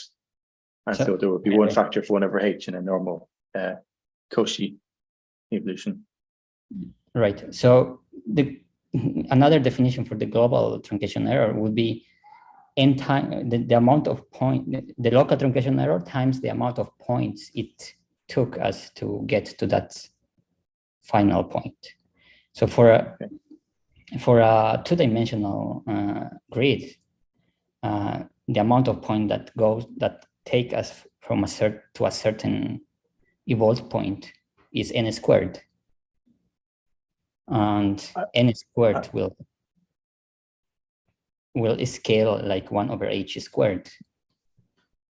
Okay, And so I guess this statement is specifically if you're sort of near the top vertex of your diamond, whereas near either the edges, you would only have taken n steps of n squared. Right. So yeah, yes. So this global error at the end, when the points are closer, or when we are in the initial states, sure, the error will be much smaller, but in principle, we take as the global error as being the last evolved point divided by the amount of points, not the first one. Thanks for that. One maybe comment in this section, you also kind of talk about the absolute errors. So just before you give the scaling formula, you say that you kind of plot the error and it's on the order of 10 to the minus 4 in your figure 10, for example. And you say this is consistent with a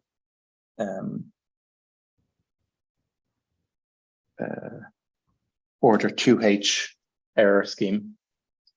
I guess, I mean, what was maybe a little muddled for me about that statement was that it seems to ignore the fact that the error in the numerical scheme is a constant times h to the power of k. And it seemed like you were assuming the constant is approximately 1. Because otherwise, you could have arbitrarily large or arbitrarily small errors, unless you did that. Yes, we're assuming that I think relative errors with absolute. Yes, we're assuming that the absolute error. These two only are very similar when the solution is order 1 in regions where the solution is order 1. And if we can go to, I think, where is my? Here, like in this region where my cursor is, I'm not sure if it is. Yep, I see that. The solution V, the Halmar tail, is order. We're assuming that it's order 1, so that's why, well, we're comparing relative with absolute errors. But of course, as V approaches the end of the normal neighborhood, we know that it starts to diverge. So in this region here, where we shouldn't have that assumption. Yeah, so I think you had that point was clear enough. I guess what I'm saying is something slightly different, which is that I mean, when you talk about the truncation error, whether it's global or global, sorry, it scales as order h cubed, for example. But what that statement is actually saying is that's an asymptotic statement saying that for sufficiently small h, the error is some constant times h cubed. And that constant is probably related to the third derivative of the function that you're computing. And so the error, the magnitude of the error to be 10 to minus 3 for h being 0.1, for example, there's an assumption in there that you have the constant is order 1 constant with approximately 1. Right. You could have a very small error if that constant happens to be a very small number. The absolute magnitude of the error doesn't tell you anything about how it scales with h. Is what I'm trying to say. Right. An overall constant. But I mean, I think what you've done after that is good, and you've shown convergence at the appropriate rate. But yes. But maybe the discussion leading up to that is less convincing. Whereas the plot, I think, where you show the convergence rate with k is convincing on its own. Right.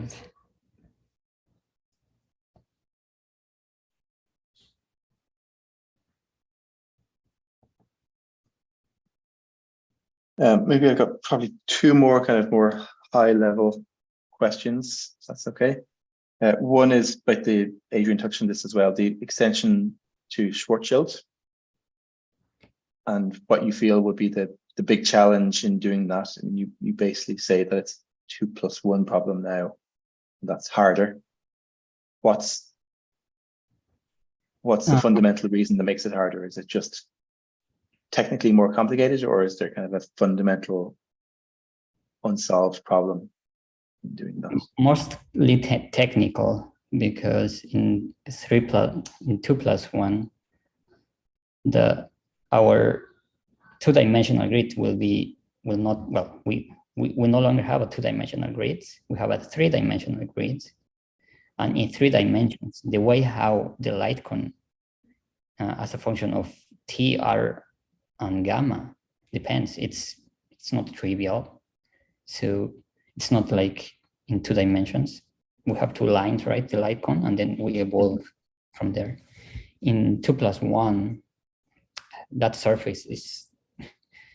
At least when we tried, we were not able to establish a uniformly spaced grid, 3-dimensional grid. That's one thing. The other thing is at some point the light cone, of course, it should contain the event horizon. In that part, the numerical expressions will not work well, because we know everything numerically near the event horizons breaks down, and since next evolved points depends on previous, any point that depends on points close to the event horizon will not be accurate. We will start losing accuracy as we move forward, I think, because of that. Okay. We don't have that, for example, in pH spacetime. Right. Okay. So it's technical challenges, but possibly not fundamentally impossible. Okay. Yes. Thanks. Maybe one last thing, which is kind of I've got a couple of comments on it throughout the thesis, so I'll try and summarize it all together. When you start to talk about the Tarkovsky green function, it seems like there are maybe some open challenges or things to be resolved. And maybe just I could comment on or question a couple of the steps that you've taken. So in a couple of places, you've basically dealt with, but you get extra singularities appearing, which you don't really want, I think would be my interpretation. And you get rid of them in a couple of places. For example,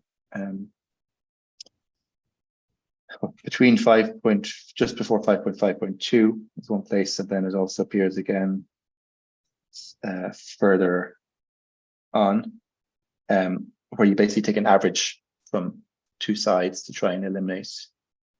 Do you have a good justification for taking that average, or did you just do it and see that it worked, or what was the? So we know that when we work with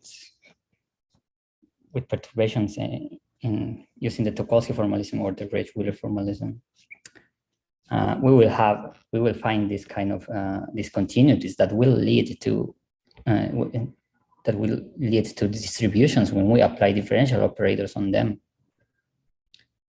And the process of constructing, for example, the metric perturbation using the, let's say, the Tucholsky green function, or not even before, we're constructing maybe in the presentation here, I think so. So in this procedure of applying Chandrasekhar operator on the Fourier modes, and to obtain the Fourier modes in Tucholsky, there are some things that we have to consider, as you said. In principle, this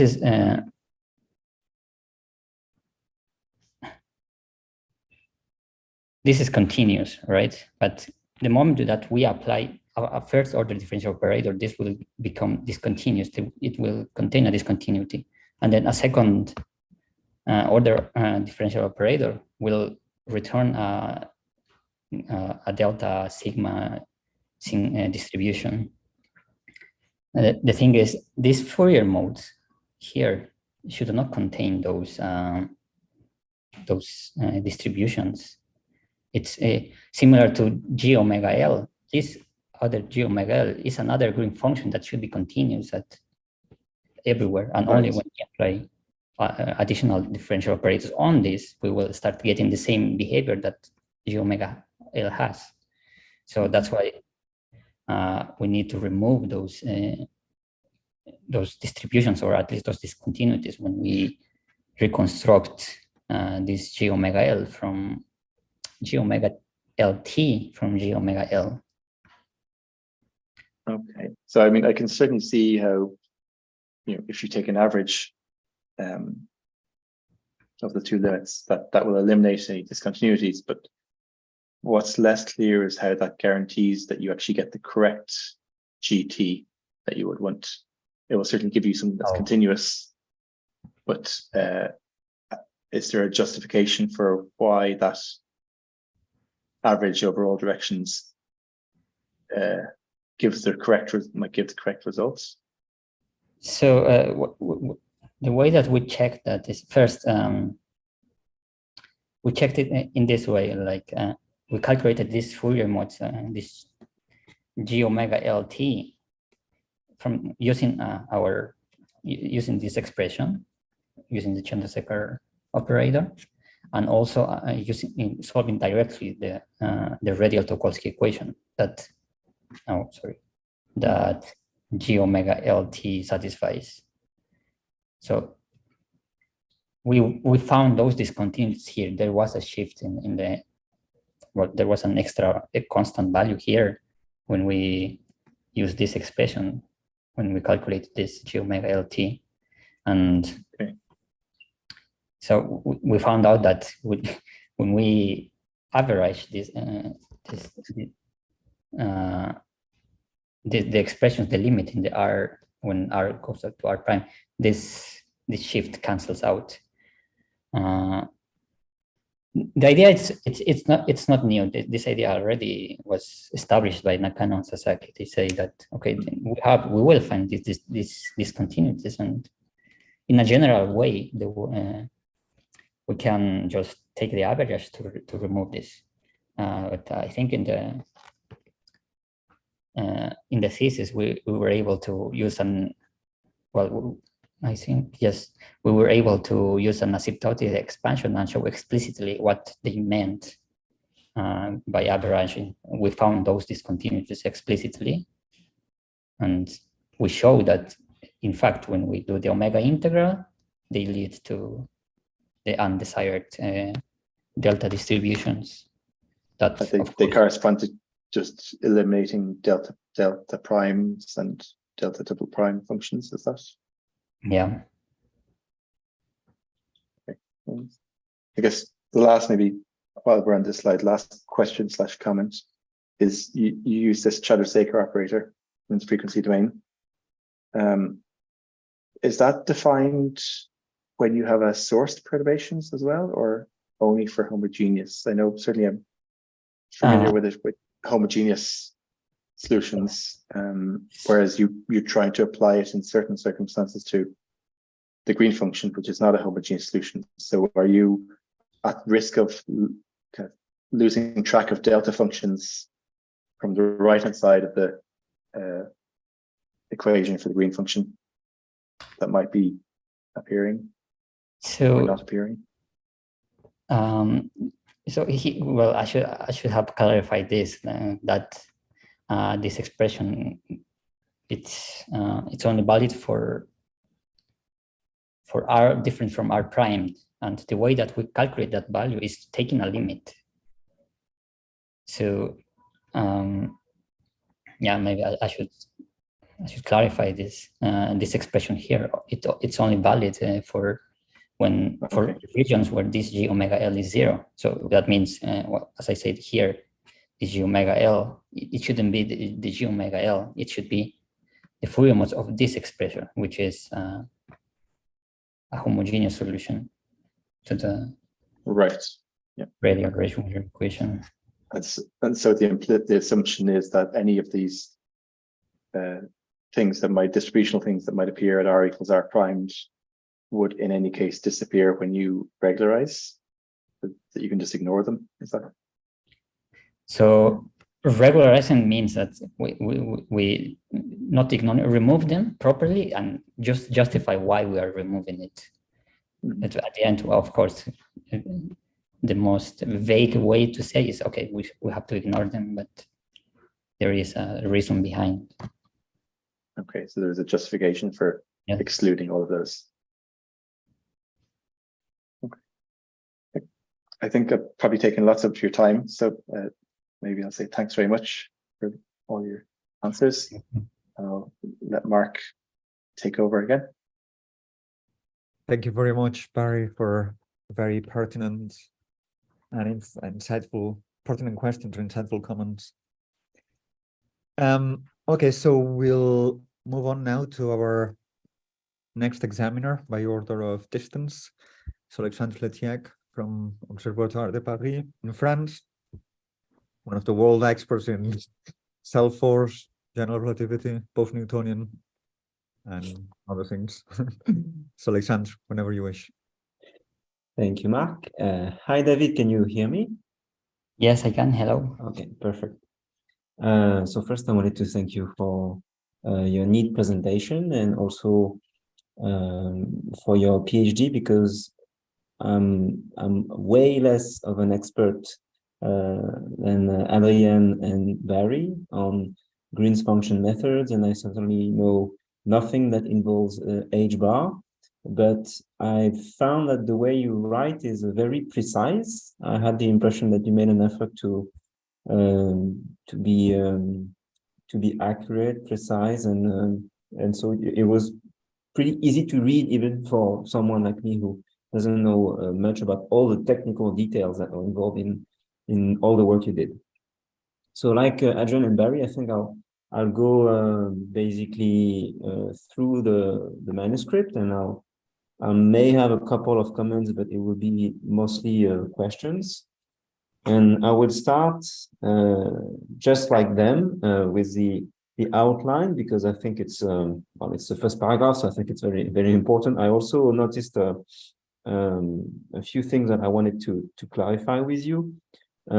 So Adrian mentioned that the first detection you know, the black holes were tens of solar masses each, and not just like a few solar masses.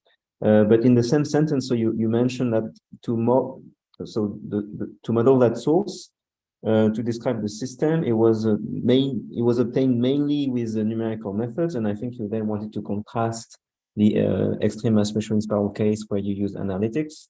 So do you really stand by that statement, or would you maybe want to, if you had to expand, what would you say? So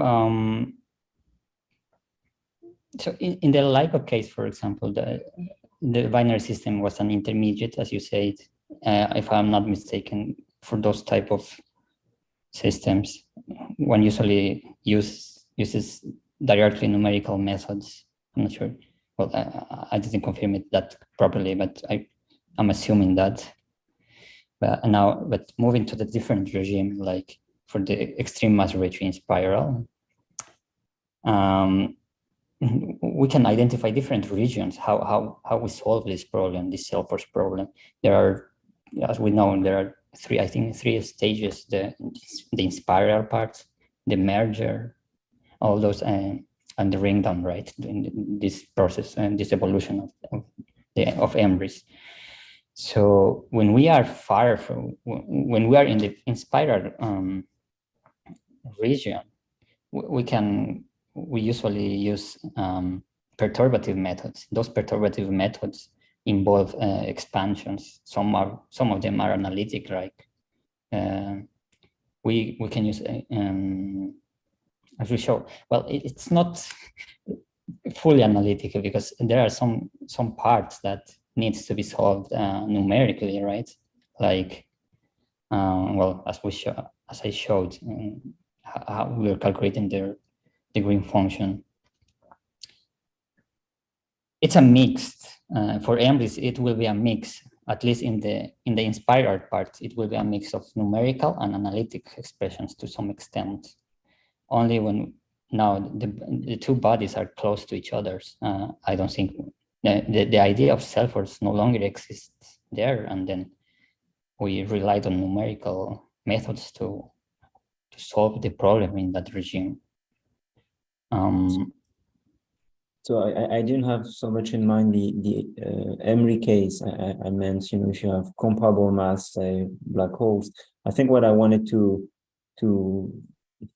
suggest is that typically one combines numerical activity with other approaches, like in the inspiral phase, post-Newtonian expansions, or things like the effective one-body model that capture some analytical results and you know, try to build on numerical results. And so my understanding is that even for a system like the first detection, it was not, you know, only numerical relativity.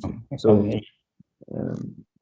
it's just, you know, before you publish your thesis, maybe, you know, some people wouldn't want to feel like somehow because they're not numerical relativists, they played no role in that detection. And Barry actually asked another question on that page 17 in the outline, and I wanted to come back to it. I had also noted that you said that when the mass ratio is very small, the massive black hole can be considered at rest. And I was not so sure about that sentence, because even later on, I think it's in chapter 1, you mentioned, you know, different schemes to compute the metric perturbation, and you mentioned the work by Reggie and Wheeler, and then by Zerilli. You mentioned the fact that the master equation typically is for a master function that has L equal to 2 or more, and then you say, well, L equals 0 and L equal 1 had to be treated separately. So would you have something to say about, say, L equal 1 and the idea of having the black hole at the center of mass? So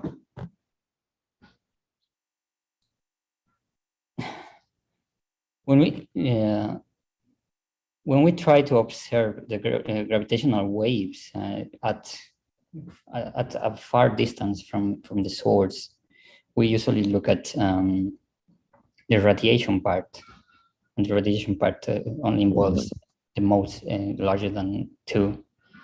Now, the first L modes, the L0 and L1, are perturbations in the mass and in the angular momentum of the black hole. So those modes do not radiate, right? And so I agree those modes don't radiate, but I don't completely agree with your previous statements. It's true that L equals 0 when you put up Schwarzschild is a mass perturbation, but L equal 1 has odd parity and even parity.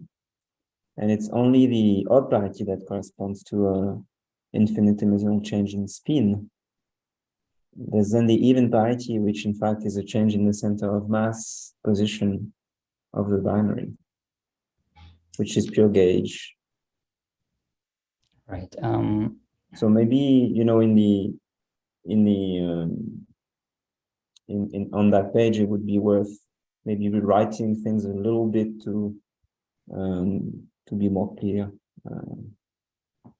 about that, especially because you mentioned L equal 0 and L equal 1 later on.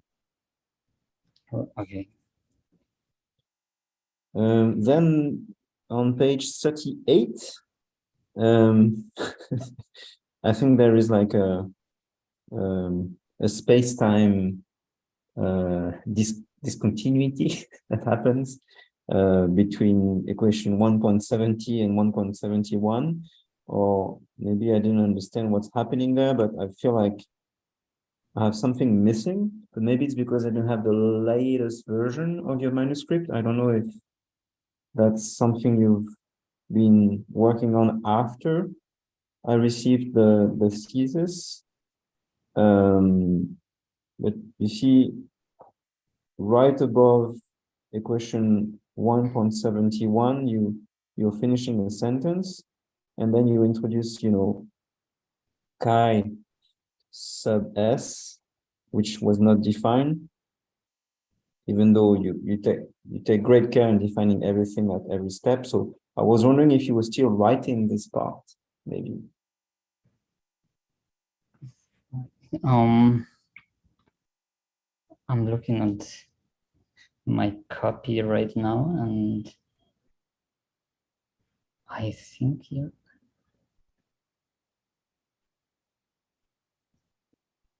If you don't see what I mean on page 38, then probably it's just that you were still writing this paragraph, and you know, on the final version I'll see that it's all fine. It's just I didn't have the final version maybe. Let me check the. I think I'm seeing your point, but I don't remember. It was like this.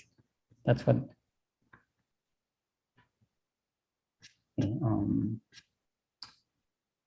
Well, actually, you do define chi s.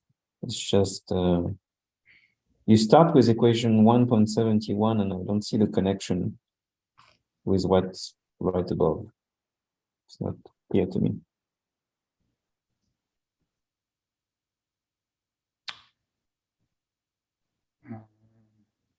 So I presume it's the version, because I can't find that. Okay, well, no worries. I just wanted to make sure I didn't miss something important. So I'll probably have the latest version at some point. Sorry. No problem.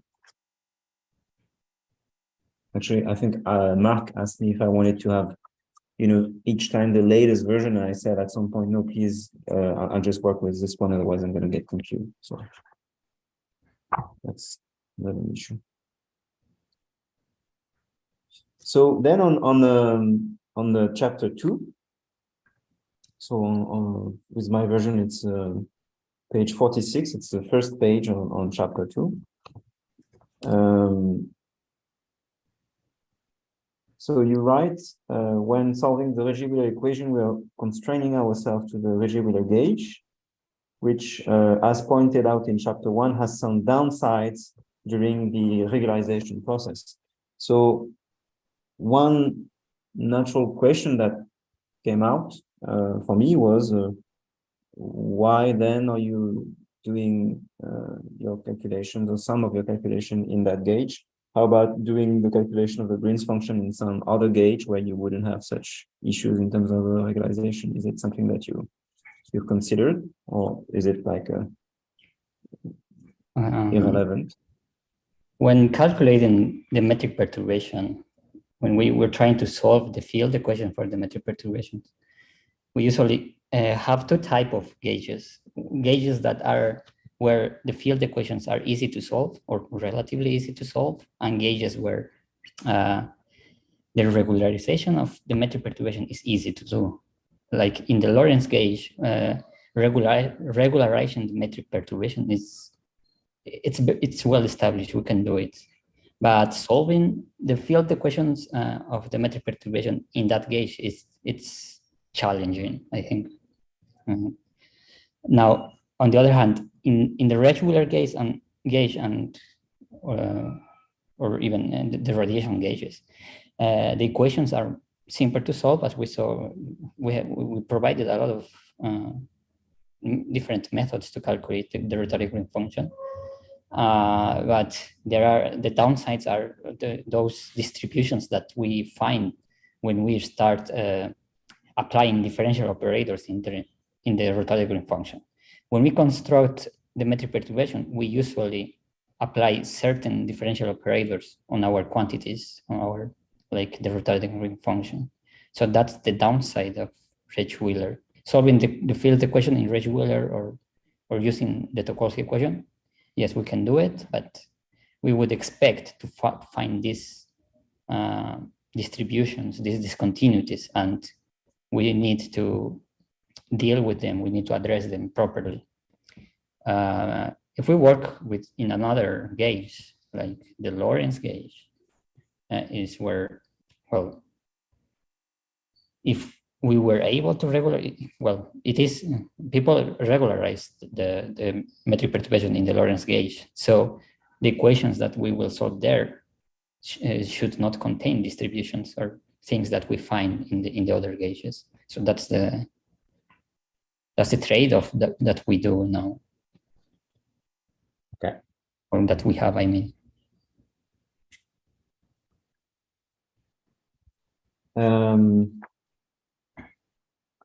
On the next page, so equation 2.2, I have a question which may be a very naive one, since again, I never performed those kinds of calculations myself.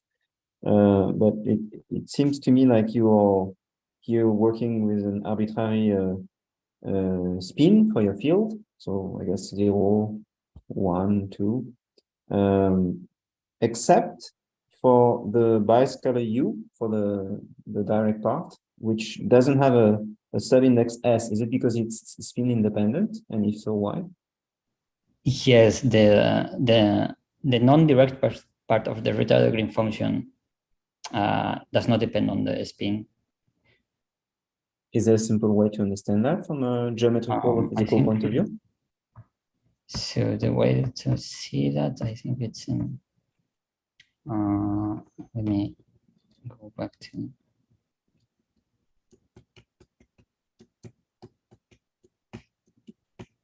Here, I think. So can you see the? Yep. So what happens is here,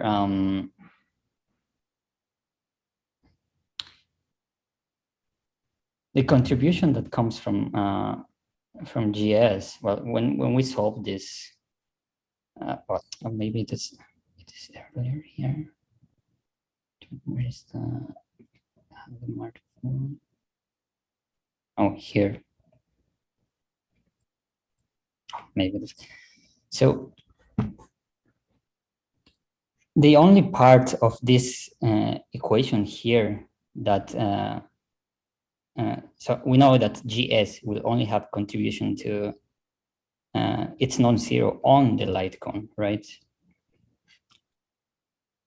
So when we apply this operator on the wave operator on GS, as we said, this the first order operation of this on this. When we take the derivative of this GS, what we will get is a discontinuity. And then when we apply a second order derivative, we will get a delta sigma. So that's the only contribution that should come from GS. There's that's the definition of GS. It should only contain contributions on the light cone. So the only way that happens is that this term does not contribute to GS. So the term that contributes to the singular part is only the D'Alembert operator. And that's the term that reproduces this singularity here, not this potential term. I'm not sure if that was clear. Yeah, I think it was clear. Thank you.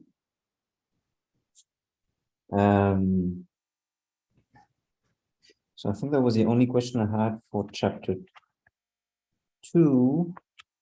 Then I have noticed something on page 76. Oh no, it's still chapter 2.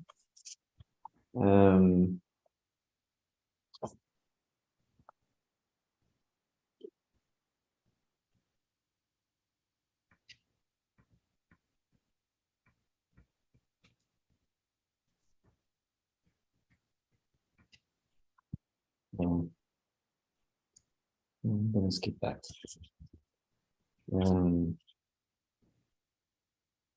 Yeah, I had two questions now in chapter 3 on page 83, a little bit after your figure 9.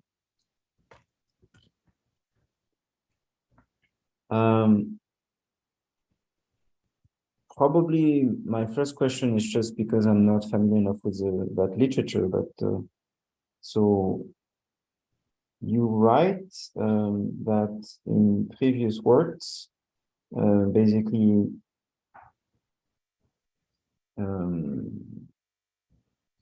some numerical schemes analogous to the ones you've developed have been written down to solve the problem of calculating the Green's function in Schwarzschild space-time.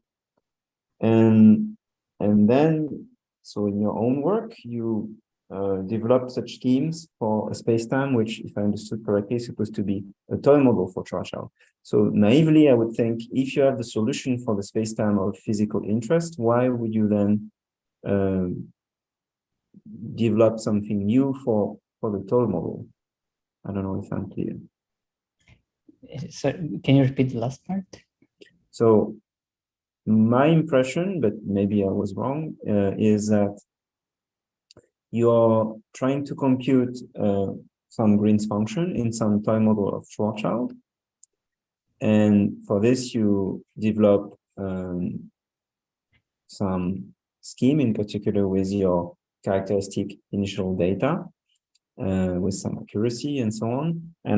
And if I understand correctly, when you start introducing a numerical scheme, you point out that similar schemes have previously been developed in the context of Schwarzschild spacetime. So when I was reading, I was wondering, why would you then do it for the toy model if you already have it for the spacetime of actual physical interests?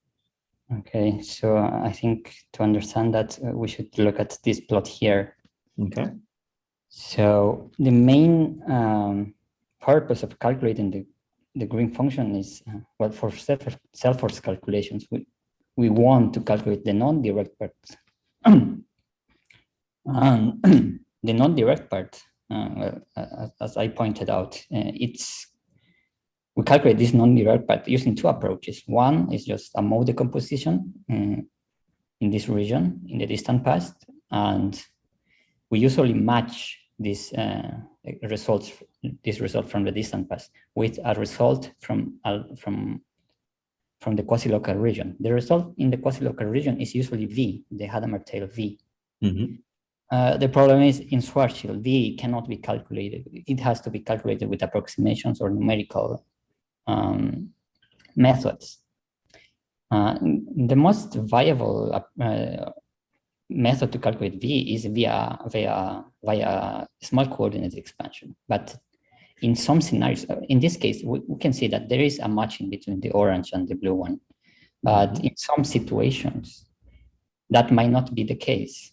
And the reason will be either our solution in the distant past is not accurate enough, or V is not accurate enough. So we will not find this matching between these two. So we will need to do either improve the results from the distant past or improve the results from the quasi-local. So in a way that we will find again another matching region. So in that case is where providing a method to calculate V in the entire maximal normal neighborhood of X becomes very important, because that means this orange curve that we saw here, that it starts deviating from the solutions in the distant past, or somewhere around here. It will be correct all the way up to the singularity. So we will always have a matching between these two if we are able to calculate V on the entire maximal normal neighborhood, as we do in pH spacetime. So we did that in pH spacetime has some similarities similarities with Schwarzschild spacetime, the spherical part, for example. So whatever we find in pH spacetime, like the coordinate singularity that we found in gamma, that will be reflected in Schwarzschild as well.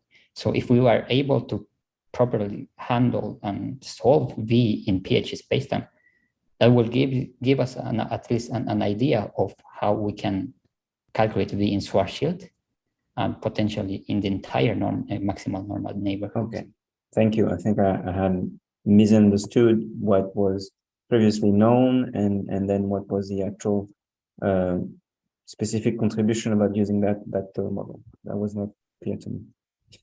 Since you're mentioning this method where you match two calculations in an overlap region, and you have a figure in your thesis, and you showed it again here with the points X and X prime, which are both on what appears to be the world line of the scalar charge or the particle. I just want to make sure, in principle, you don't need both points to be on the world line, right? Right, but at the end, during Selford calculations, we will integrate the retardation function along the world line, and the same thing happened in the quantum communication part. Like, if I'm not wrong, so it's because you're specifically interested in using your Green's function to compute the self force, for instance. Right, like I don't. But if you're interested in the field, then you would take X to be anywhere. Yes, but usually the setting is always, at the end, we end up integrating the retardation function along a word line.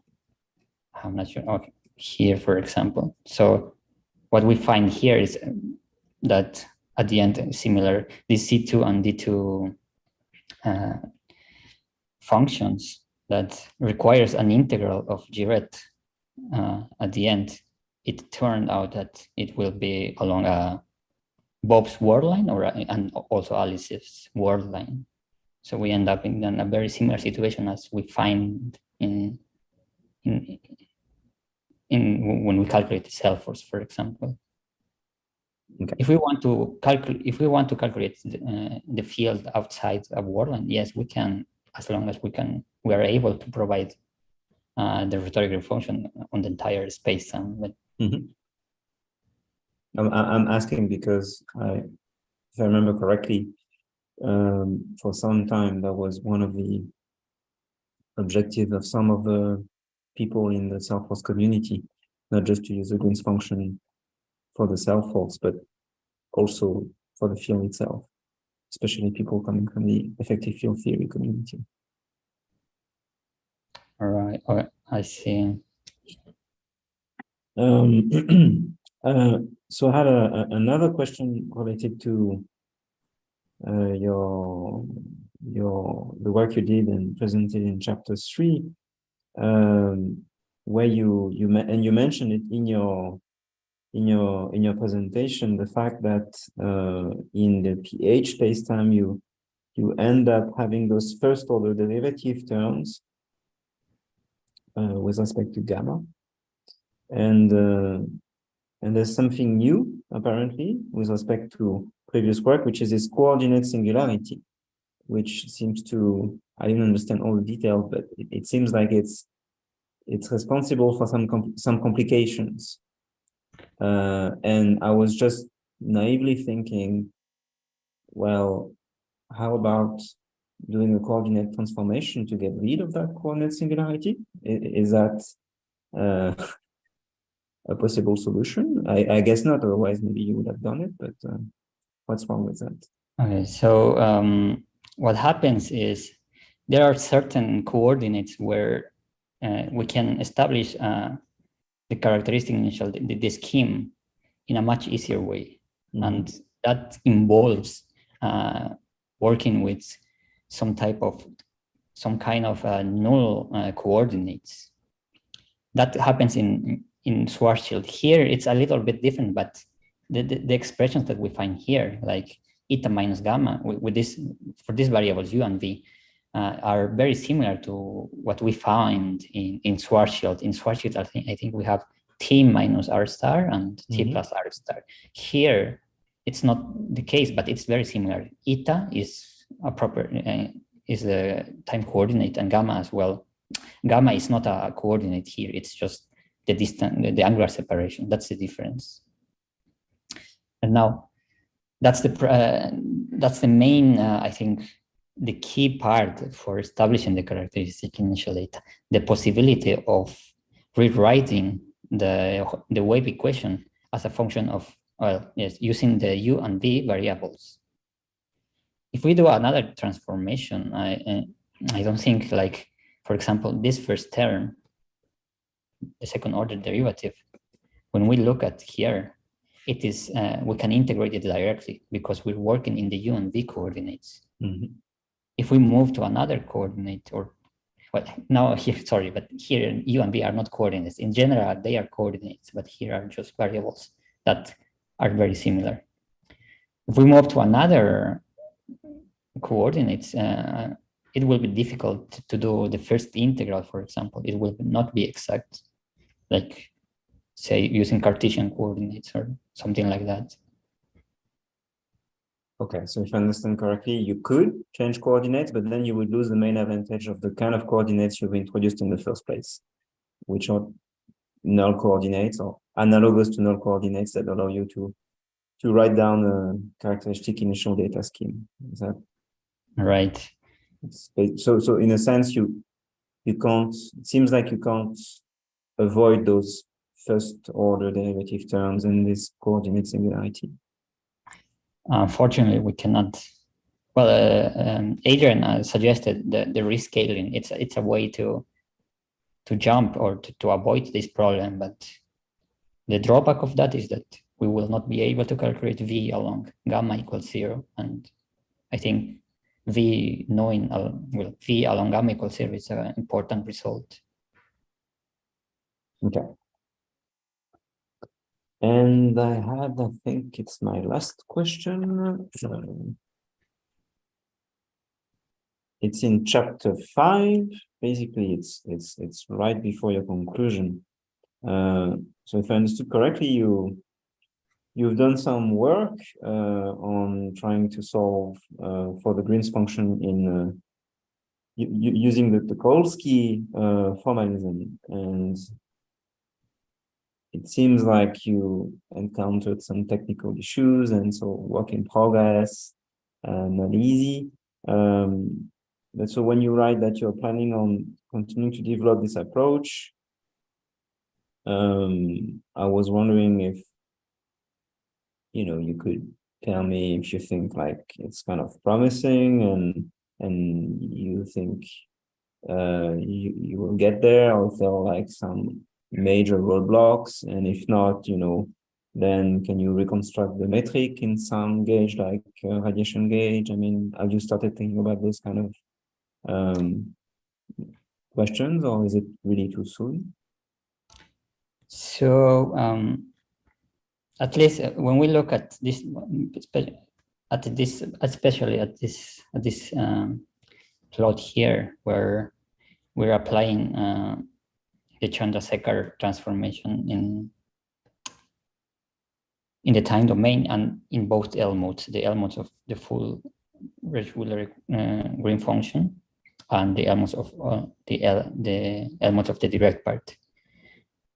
In principle, if the regularization process indicates that there should be cancellations between these two, because we're subtracting the direct part, the L modes of the direct part from the full L modes. Mm-hmm. And as we can see here, the orange and the blue, at least, they are similar, at least near delta t equals zero, where there should be the cancellation to remove the Gaussian distribution we saw in the full Tucholsky. This looks promising, but the problem is, as I said before, in order to reproduce this plot, we were using expansions for both L modes, for this GA2L and the GL there. And because of that, you can see that for values away from delta t equals zero, we have this problem here. And if we were able to at least provide a much accurate way to calculate at least this GSL, we might be able to do properly the subtraction between these two. We know that the elements of the direct part have only support in a finite region. They only have support all the way up to something delta t, something close to 21. After that, it is 0, so we don't need to do much there. The idea would be to increase the terms in the expansion for GSL, this G2L, and improve this diversion, not diversion, this error here, and probably this will approach to the blue curve as well. If we were able to do that, I presume we should be able to go to the next step, which is do the convolution part here. The limitations I have found, so adding more terms in the expansion of this GSL, the limitation was a computational limitation. Maybe with a more powerful computer, I might be able to add as much terms as I need to improve the orange curve, and then see if I can do the convolution and obtain these L modes of the Tucholsky green function. If that succeeds, well, we have calculated successfully the non-direct part of the Tucholsky green function. So if we imagine you manage to do this, then what would you do with the L modes of the Tucholsky green function? So from there, calculating the non-direct part of the Weyl scalars are very straightforward. We have to integrate the green function against the corresponding source, and we will be able to do it. That part is now it's numerically. We don't need to in that stage we don't need to deal with any distributions or things that might appear there. Everything after calculating the non-direct part correctly, there shouldn't be divergences, Gaussian distribution, nothing. The integration should be numerically, it should be straightforward. So we should be able to calculate psi4, the Weyl scalar, and then once we have the Weyl scalar, we can start thinking about reconstructing the metric perturbation. And is there some advantage here in in working in the tetrad formalism? In what? In which? I mean, in having a solution for psi4 or for psi0 with respect to the Reggie-Wheeler formalism? Is there a specific advantage, given the applications you have in mind? From Reggie-Wheeler, I think I found in the literature some people calculate psi0 and psi4 from Reggie-Wheeler formalism, or in the Reggie-Wheeler case, from the Reggie-Wheeler formalism. I think maybe for comparison, it can be used to like comparing how because psi0 and psi4 are gauge independent. So whether we calculate it using the Reggie-Wheeler gauge or solving the Tokarsky equation, I think we should find the same result. Mm-hmm. So maybe that could be a good way to test if this procedure that we are suggesting will work. But we still have to complete it. Yeah. Well, thank you. I think I'm done with the questions. Thank you very much, Alexandre, for addressing some of the more astrophysical aspects and seeking clarification for other technical points.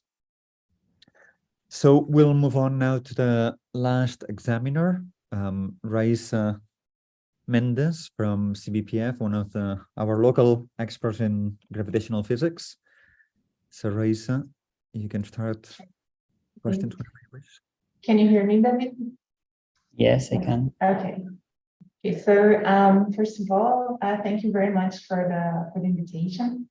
It was really a pleasure to read your work and learn more about this topic.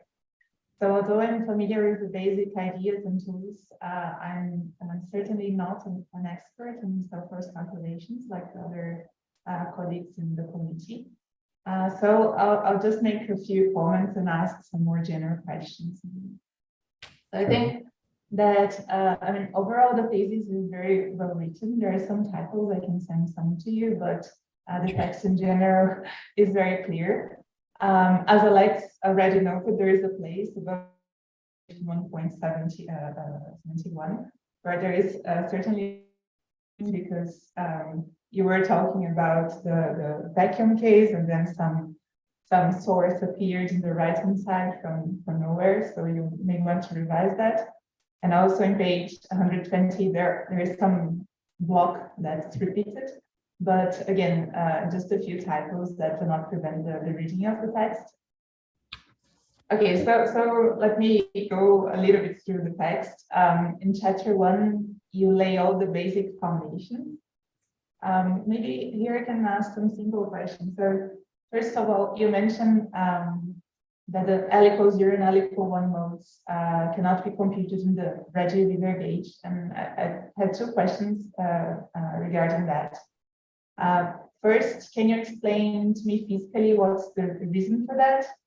And second, for the purposes of computing the Fulgrin function, especially when you're not only interested in the radiated waves, but like in the self-force calculation, I imagine that it's important to include these modes afterwards, right? Can you comment a bit on that? Okay, so for the L0 and L1s, what happens is when a Reggie-Wheeler establishes a gauge to solve the metric or to solve or to calculate the components of the metric perturbation, besides choosing a gauge transformation, he does another rotation, angular rotation. When he does that, the angular rotation, what happens is for the L0 and for the L0, the solution to the components of the metric perturbation where L=0 becomes a trivial solution. It's 0. and so we cannot, like, when we move to this Rich-Wheeler case solution, L0, the L0 is equal to 0, is a trivial solution. We cannot obtain it in that gauge. Something similar happened for the L equals 1. Again, we're still in the same gauge, but what happens is we end up with two, I think, with two differential equations relating to components. And no, I mean, what we end up with is with one differential equation satisfied, and then we have two unknown components. So that doesn't allows us to calculate the L0 mode as well. Sorry, the L1 mode. And when calculating when calculating the cell force, yes, it is necessary to include these first two L modes, L0 and L1. But there is many people addressed these two L modes. Even if I remember correctly, even Rich-Wheeler, Cirilli, they showed how to calculate them. It is known. It is not like it's. Sure. Okay. Yeah. Okay. So still in chapter 1, you mentioned that you're not going to develop further the case of event parity perturbations in the thesis. But then I was left wondering here, especially after I read chapter 5, because in the same way that you have this transformation between solutions to the radial Topolsky equation, solutions to the homogeneous Reggie-Wheeler equation, like in Chandrasekhar also showed us a transformation between solutions to the Zerilli and Reggie-Wheeler equations. Right? So then you discuss in the text in chapter 5 that using this transformation changes the thing. Are you hearing? Sorry, it was cutting out. Can you hear me? No, yes. No, yes. Okay. Can you repeat, please? Yeah, sure. So there is also this transformation shown by Chandrasekhar between solutions to the Zerilli and Reggie-Wheeler equation. So I was wondering if, like similarly, as you were doing chapter 5 to compute the Topolsky ring function from solutions to the Reggie-Wheeler equation, if something like that could be or has been done also to compute like the Zerilli ring function in terms of the Reggie-Wheeler one. So there is a transformation between Zerilli and Rich-Wheeler solutions. I think it's a first order differential operator if we act on them. If I'm not mistaken, okay, yes, we can construct homogeneous solutions to the Zerilli equation from homogeneous solution to the Rich-Wheeler equation. But in the process of doing this, in the Topolsky part, we saw that maybe, yes, okay. Or maybe I can applying applying a differential operator is not enough. We have this piece here that are relating, for example, here in the frequency domain, the Bronskyans, right, between the two solutions. I presume in the Rich-Wheeler, for Rich-Wheeler and Zerilli, something similar should happen. So I didn't look in much detail there, but I presume. Well, what I'm trying to say is when we construct homogeneous solutions to the Zerilli equation from homogeneous solution to the Rich-Wheeler equation, I don't think, well, I'm not sure if those constructed solutions are the solutions that we're looking for just by applying a differential operator. In the Topolsky case, if we ignore this, you mean like they're not the solutions because they do not obey like the same boundary conditions, or because you can't relate so why wouldn't they be the desired solutions? Yes, something similar, like yeah, kind of. we know that many, depending on the boundary condition, when applying differential operators or constructing solutions from applying differential operators, the result will be a solution that, as you said, solutions to which boundary conditions are those boundary conditions, the ones that we need for the metric perturbation. That is not clear, at least to me, in Cerulli and Rejouler. In Tucholsky, for example, we have a normalization thing that we need to consider in order to have these transformations to work, and that's why we have this factor here in front of the Chandrasekhar operator. Because in principle, Chandrasekhar, what Chandrasekhar says, okay, we have this operator, and if we apply to a homogeneous solution to the Rejouler equation, we will get a homogeneous solution to the Tucholsky. He didn't say anything about the boundary conditions. I see. Okay. Okay. So moving forward, I mean, while I think in chapter 3, 4, and 5, you were reasonably careful, like in establishing the main results and making sure all definitions are done. My impression is that in chapter 2, you could revise a little bit in that sense. So first, I mean, it's a chapter that relies heavily on other results, but that's fine. But at least I think like all quantities should be defined, right? Especially for a non-specialist like me, it would help defining everything carefully. So just a few examples. A key quantity here is Singer's root function, but this is defined just in words in a footnote of chapter 1. And I think the definition could be given there more explicitly, maybe in the form of an equation, because then you start working with that, and there's some quantities which are defined just in words, which are hard to find. Similarly, like in equation, I think it's 2.8, it first appears. 2.8, you have, well, after you read, it's clear, but you have this gamma here, which was just defined more than half a page below, where you had already done several calculations with that. So you just define here also in words is the angle between x and x prime. Then in another chapter, you define it more carefully, but I think maybe it would be interesting to just make sure that the beginning here, because the main thing here is the method, but just make sure that the part where you're setting the problem, you have all quantities like clearly defined, at least, even if you have to import results from elsewhere. Yeah.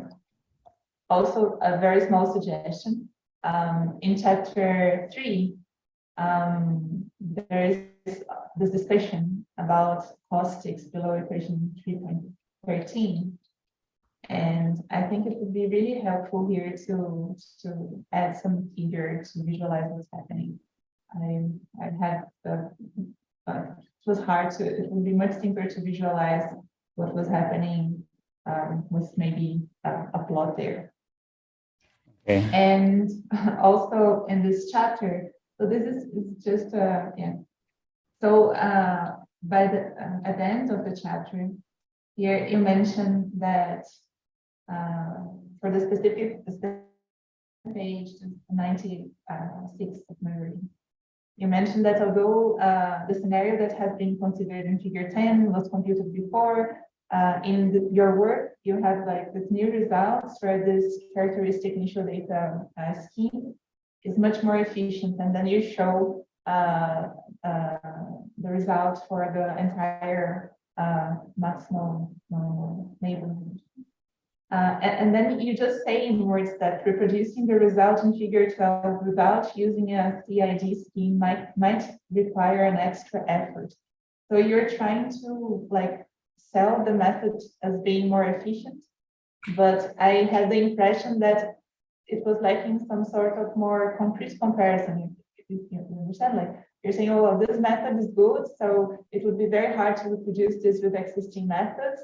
But this is just said in words, and maybe if I don't know if there's space for that, but it would be interesting at least to justify why you expect the existing methods to be much less efficient than the one that you're proposing.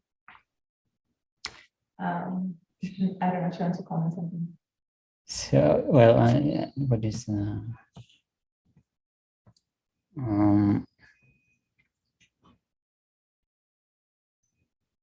But like requires extra effort is a little bit vague, so yeah, right. That's So as I showed here, when we comparing different methods to calculate V, like the green, it's a small coordinate expansion, and we see how, as we approach the end of the normal neighborhood, it's not accurate, right?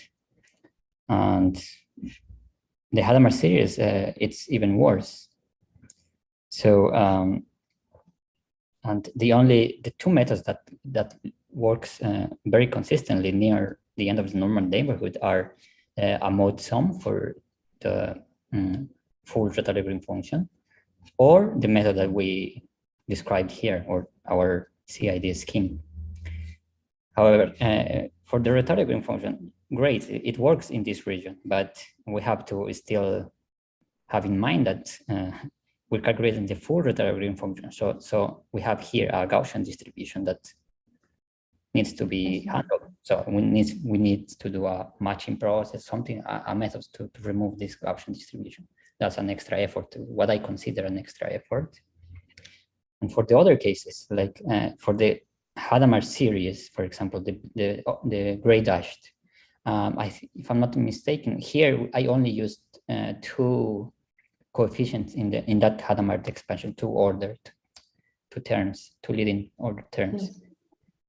I saw that including more, of course it improves, but it converges very slowly. So we will need a lot of, well, more than 3-4 coefficients in the Hadamard series to at least reach the results from the green curve, for example.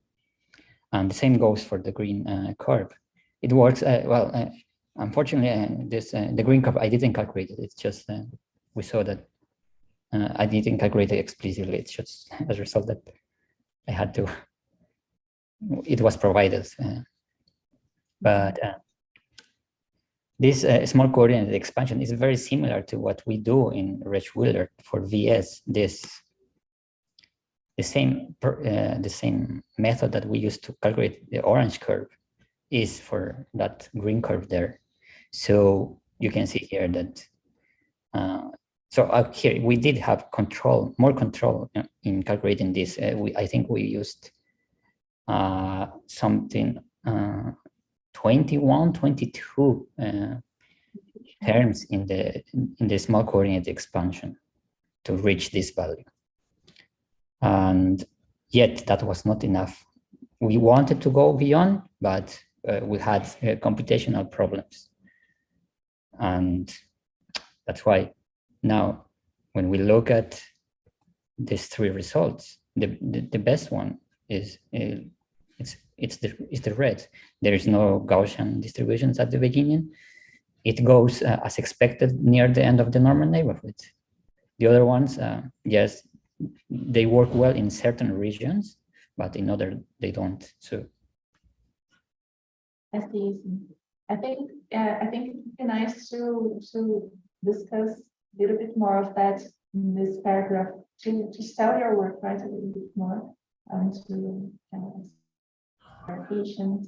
Otherwise, it's just that in words. So maybe you want to revise that. Okay, so going to chapter 4. I think this was very interesting because it was explained from the beginning about assuming too many things. So I had some problem understanding what so at some point here, so just above equation 4.15, I got a bit confused. So what you're doing here is that you start before that with the general density matrix for Alice, and then you compute Bob's density matrix in this perturbative scheme. Then you neglect some term, this P2 term, which is some, you say, I understand it to be some sort of noise term. But then you say that,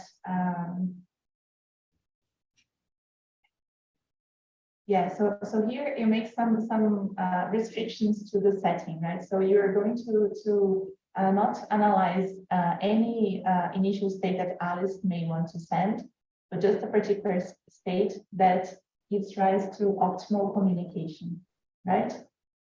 So I was a bit confused there, because usually when you're thinking about quantum communication, you want to map like how the quantum channel changes the Bloch sphere. So we want to have any possible state in the Bloch sphere and how it affects the purity. And then you're restricting to, I don't know if you're restricting to orthogonal states here, or to just a particular type of state that allows for optimal communication.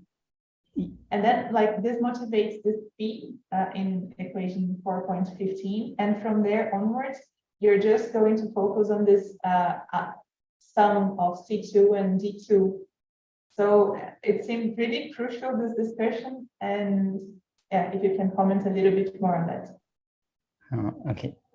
Yes, you're right. The expressions that we have for C2 and D2,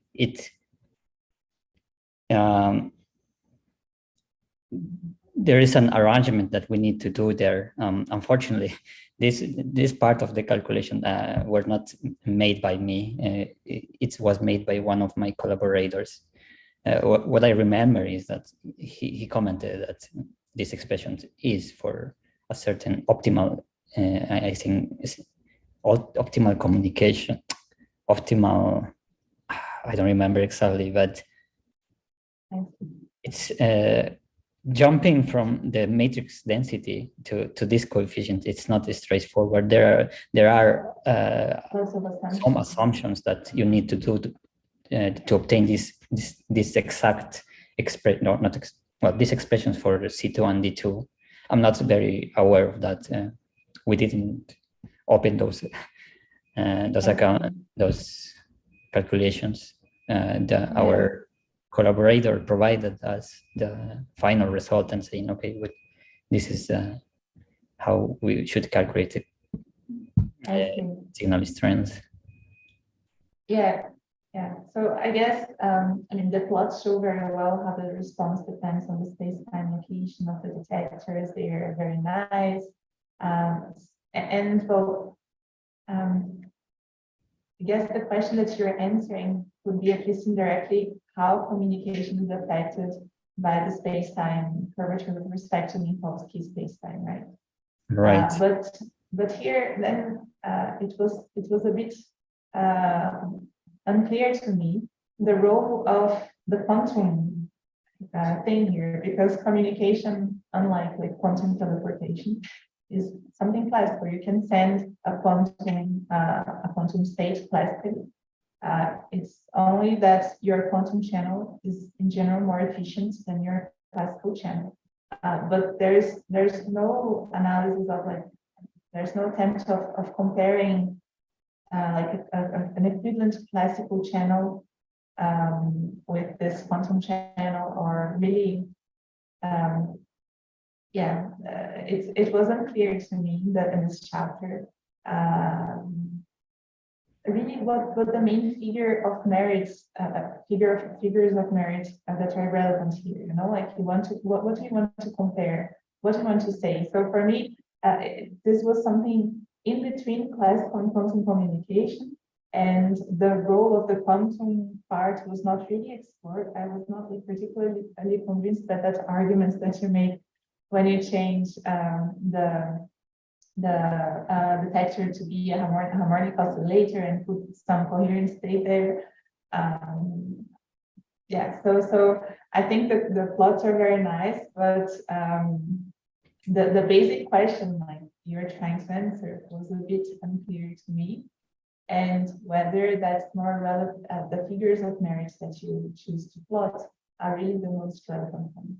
But I understand that this is a result of a collaboration, and that so you're specialized in this in computing the green function, and how this plays out here is so it was a collaborative effort. That's okay. But just I think that the results are very nice, but when you think what's the question, what's the basic question that I'm trying to answer here, and whether the figures of merits that I'm plotting are the relevant ones, then I was not completely convinced. I'm sorry. No, that's fine. So well, there's I just want to, I'm going to finish here. I had something else, so I can send you some small comments that I'm not going to take more time from everyone now. Thank you very much again for the invitation. I think it's a very nice piece of work, and you've also demonstrated a lot of confidence in your knowledge on the subject in this question. So I'm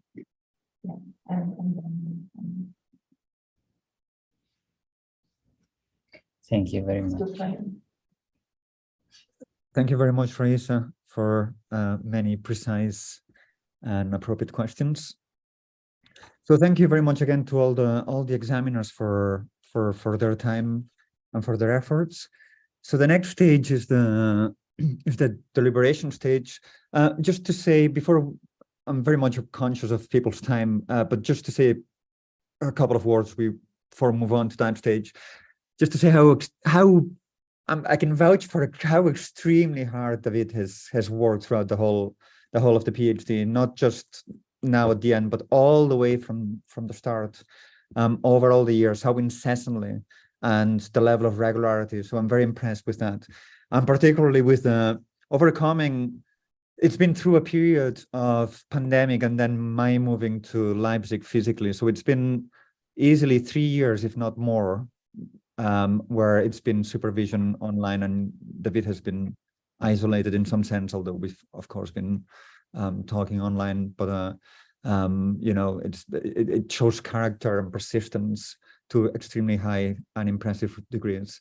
And so I'm particularly extremely delighted that David has achieved the research results that he's got, leading to 2 publications. One is, you know, a very solid 40-page paper, and the other one is he's the first author.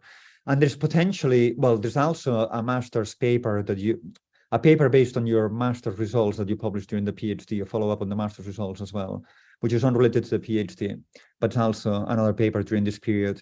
Plus potentially 2 other papers, as Adrian was saying, one with Abraham Hart, putting together our overlapping results. I was in Dublin last week, and Abe actually reminded me of that. So potentially that's another one, and potentially a second one on the spin to green function, Tucholsky and Reggie Wheeler. Although, like you, David, said, we still need to polish up some results on that. So the only bit that's left still to do is the regularization of the Tucholsky green function, full regularization, and then obtention of the regularized metric perturbation and cell force in Schwarzschild. But that's a very hard problem to do, and so that's for future work. So I'm very much conscious of time. So I think we can move on now to the deliberation. So thank you, David. So I think Larissa will set up a private room for us. I guess to leave. Yeah, I think so. Larissa? Sim.